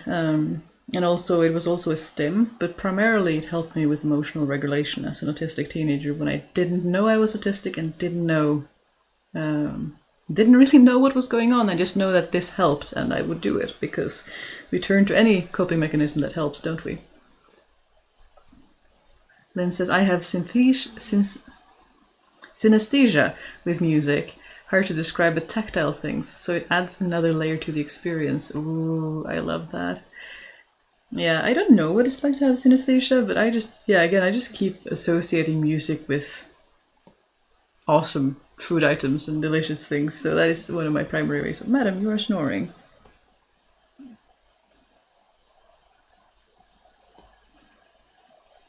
Why are you so cute?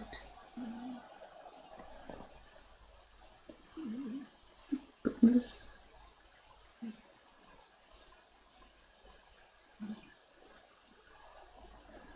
If I could grab the camera right now and give like the microphone, I would pull it up to her, but then I'm gonna wake her, so.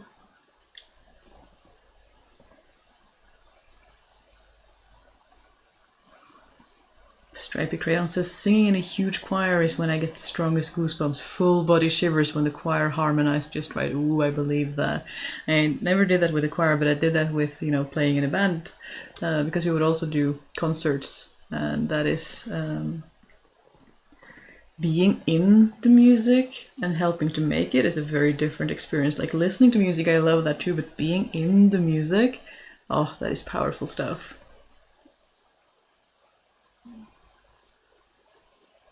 You sometimes thought about how exactly did we excite what certain emotions or moods sound like? Yeah. And a lot of that is cultural too, isn't it? Like just because something sounds sad to us doesn't mean it sounds sad to someone from a different culture. And Sideways does talk about that a little bit as well, that he will give examples of the song and then ask you what you think that song is, and most people will guess wrong the first time because it's an I can't remember the nation, but it's an African lullaby, and from people in the West, like the US and Europe, that isn't the traditional sound that we are used to associating with lullabies. And so some of this is also cultural, which adds another level of fascination to the whole thing. I binged a bunch of The Charismatic Voice because she gave me the language for what I've always been feeling. Oh, I love it when you find those kinds of creators that just manages to give you language for something that you already knew, or excite that hyper focus or interest. It's so nice. If you like music theory rants, you should check out Faraj. He's great. Oh, I shall save this person because I do love me a good recommendation. Where's my notes app? Ubuntu. Come. Is it an accessories? That would make sense. If I was Ubuntu, that would. Yes, Gino. There you are. Save.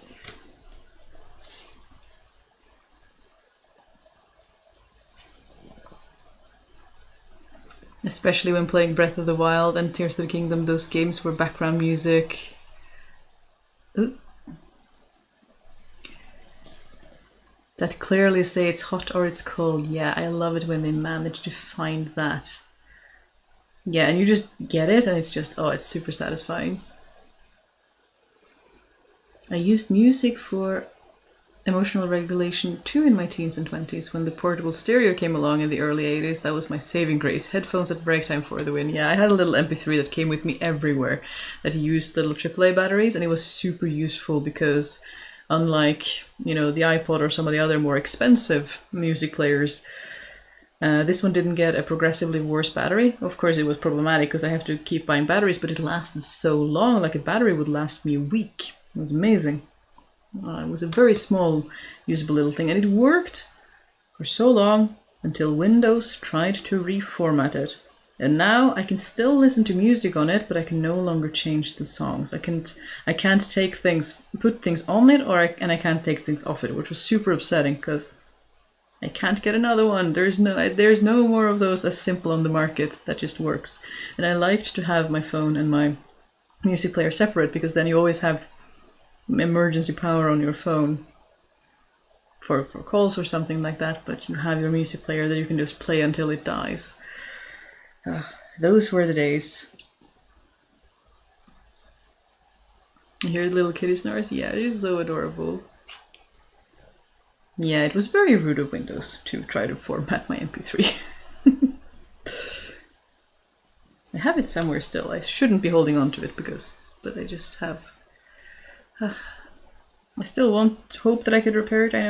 I guess maybe I could try to reformat it again with Linux. Maybe if I can just reset it to factory settings, that would be amazing. I would get my tiny little. It was just this tiny little thing, like almost not that much more than the width of two AAA batteries, because half of it was the AAA battery and then the other half was the MP3, and you just pull it off and it would be the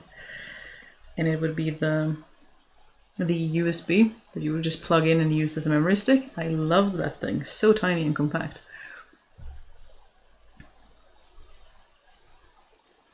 Small choir or one per voice group can also get that effect. It's so good. Yes.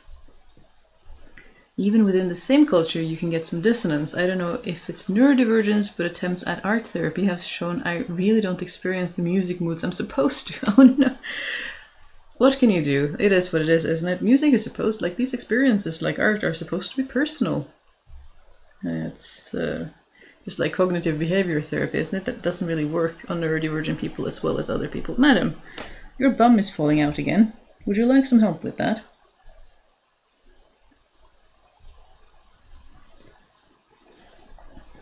Nothing like being given cheerful music that you have to put a cheerful dance to, and it just sounds super aggressive. Yeah, interesting.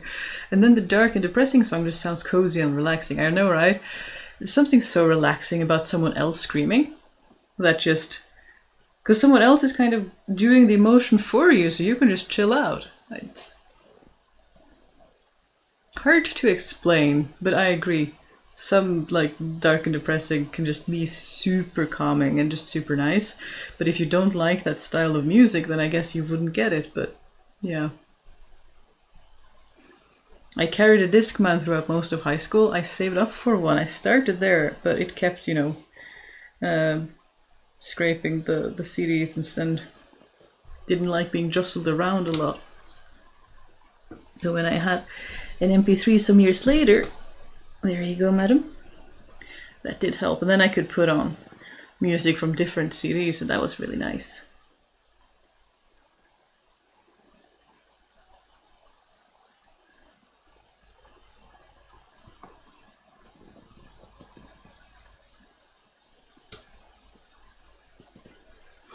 Maybe someone in another country could get a temporary secondhand one in a resale. Do you mean the MP3?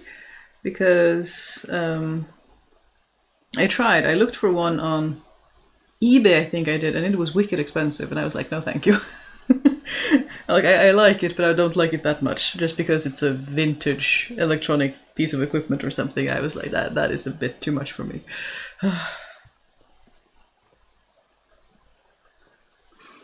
It wasn't even singing or anything, just low-pitched and slower. Interesting. I have never tried that kind of therapy, so I don't know, but that is interesting.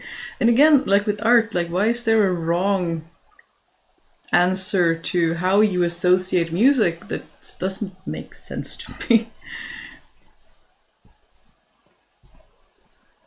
Yeah, I know you're whipping your tail at me because I moved your bum so you wouldn't fall out. I apologize profusely. I scream along though, so fulfilling. Yeah, sometimes I do. Like sometimes you're in the mood for that, and that's just what hits the spot.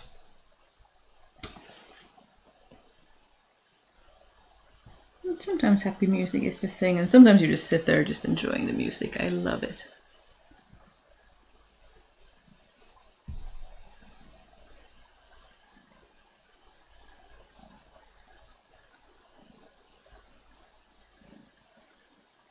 Maybe a Ko-fi or Patreon gift. I don't know. I don't know. It's awkward enough with Patreon as it is in money and community, isn't it? So I just kind of go specific things. I don't know. It makes me feel materialistic is the wrong word, but I don't know. These things do be difficult, but I appreciate the sentiment. I find ways to enjoy music these days nonetheless. I mean, these days I work much more in front of my computer, so I can just listen to music there, which is lovely while I'm working and looking for music for the videos that I can use and stuff like that. Is super nice to just sit for a day and just look for music to add to the library of things to put that is in the background of the videos. That's a super nice day. Like once in a while I will just do that, and it's so nice. It's very relaxing, but it's still kind of work. Maybe. If we look at it weird. And we're about to have ads, so yeah.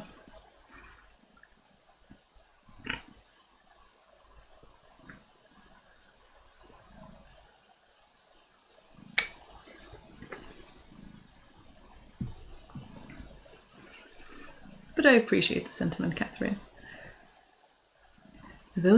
Cat Paw says those stick MP3 players are still available here, 170 pesos. What's that, 80 or 90 Norwegian? And then the price goes up to 600. It does that if Norwegians get their hand on anything. We do have very expensive country. I apologize. So that is interesting, because when I was looking for, well, I'm autistic enough that I was looking for the very specific model that I have, and it was like, I think it was over $100 they wanted for it because it was a vintage piece of electronic, and I was like, no. It cost me something like, I mean, I didn't have a lot of money as a teenager, so my headset was always those cheapest of the cheap, $10, just cheap little earbuds. And then I think this one was like something like $25 at most. I wouldn't have had much more money than that, even saving up. So it wasn't super bad, but yeah. I have learned to live without it, but I might. You want to be left alone, huh? I mean, I would oblige, but you did kind of seek out my lap. Didn't you?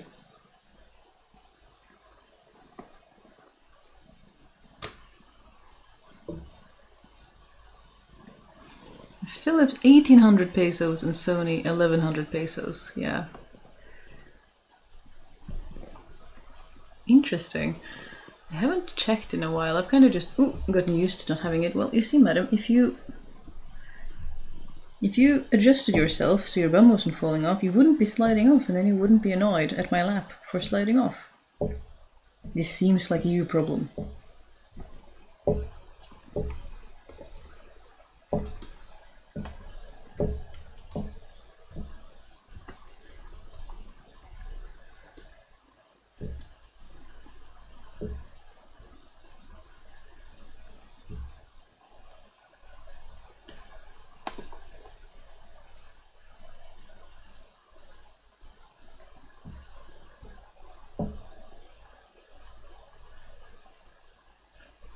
No MP3 players, that seems not very useful.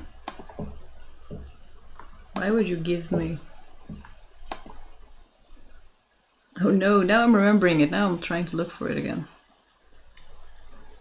I think my spouse tried to give me one of their old ones and it just wasn't the same. The autism do be troublesome sometimes, isn't it? Just want the thing that worked. The thing that was the thing that did the thing. What did you have? Ooh, it was a little white one. It was square. But I would have to look through some of the boxes that are hidden. But it was a tiny little white thing.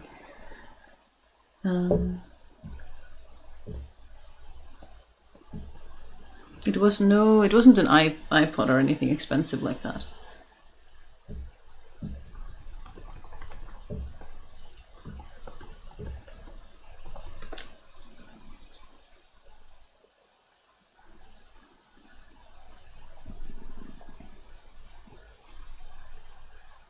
I feel old looking at these like vintage MP3 players.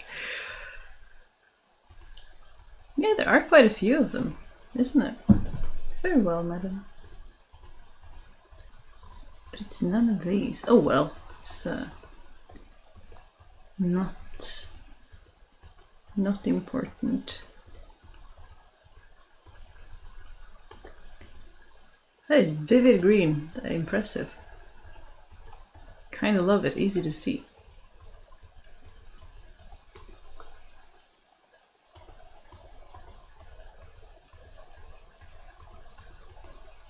I can't remember. It has been years, but if I find it, I shall try to give it to my Linux to reformat, because the Linux is a stronger... At least I find that it's more powerful, and if I can convince it to completely reformat anything, then... And now I've had a piano piece stuck in my head for the last half hour. Sorry, not sorry. Music enthusiasm will do that. I hope it's a nice piece of piano music at least. Might be a bit distracting to have on top of whatever background music, but I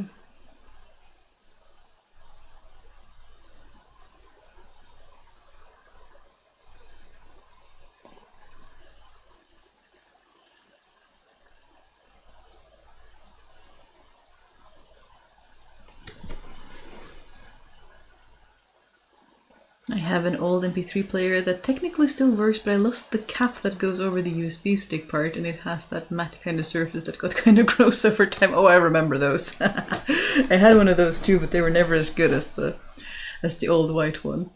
I still have a little iPod Shuffle, but I have no idea where the charging cord went, so it's currently just pretty little knickknack. That does happen, doesn't it? All that electronic knickknack. Nowadays I just use my phone, though I have sometimes thought about getting another MP3 player. Yeah, the phones are so very useful, isn't it? That is kind of one of the problems with trying to divorce yourself from having the phone everywhere, because it's my ID, it's my music, sometimes it's... I can check emails, I can check the community, know that nothing, that no bots have gotten in to do a bot raid or something like that. I can... talk to my friends. It does so many things. So it's kind of, we've talked about that before, that it's hard to separate yourself from the technology when it also, on one hand it can be very addictive, and on the other hand it also has a lot of useful functions, and you kind of want to have one but maybe not the other. But we are just one person trying to fight against all these clever developers who are paid literally to make things as addictive as possible, and how are we supposed to fight against that? I do, however, have stereos I can plug the MP3 player into if I ever feel like it. Ooh, that is interesting. I remember those stereos being a thing. We can do that to our car that spouse uses. We were given a Chromecast at some point, and that was kind of nice.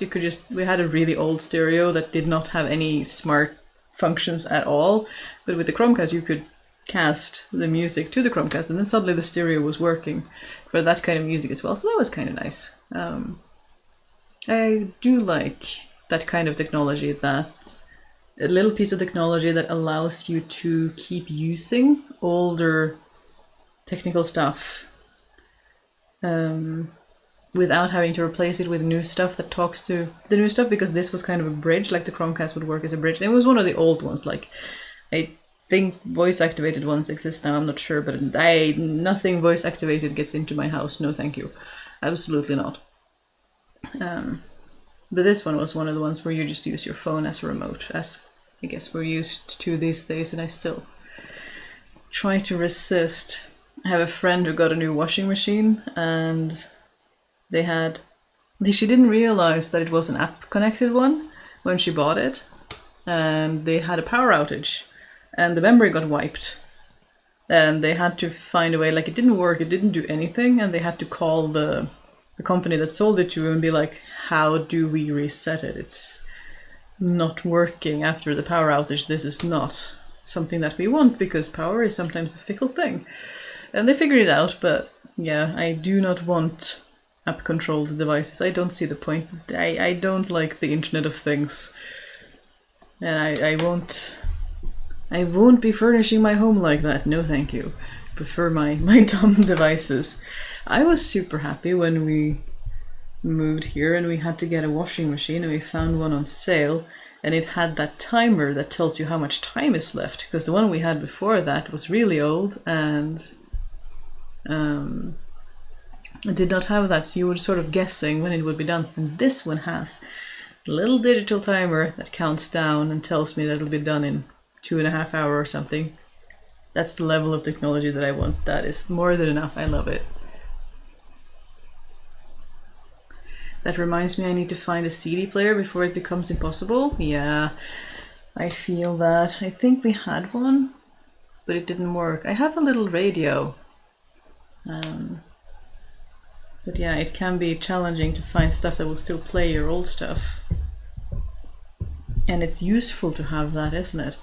So that you actually own some things and don't just rent it and stream it and subscribe to it, but actually own the thing. I actually have a stereo that can play like everything: CDs, USB, radio, vinyl, and even cassettes. Oh, I love those. They were so multifunctional, instead of just a CD player or just a vinyl player, or like... sadly, the audio quality isn't super great. Yeah, I suppose I can understand that. We used to have some old cassette players too, and it's better than no music.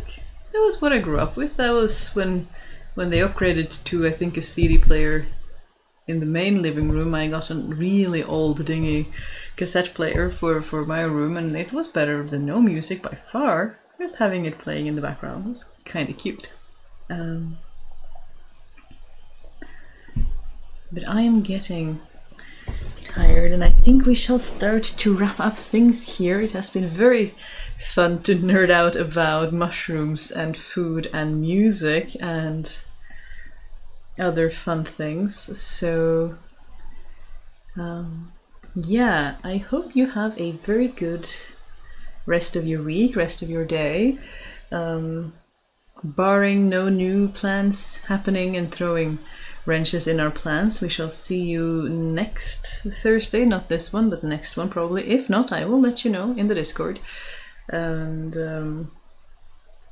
yeah, I refuse to use all those music streaming apps or anything that rents me something under the disguise of selling. Yeah, people are getting more and more aware of those things, and how they sometimes will lose access to the movies and games that they bought because the licensing expired or something like that, or they just decide not to keep it anymore, which is not great. But yeah, I hope you have a great rest of your day, and I shall see you see you when I see you. Have a good one. Bye.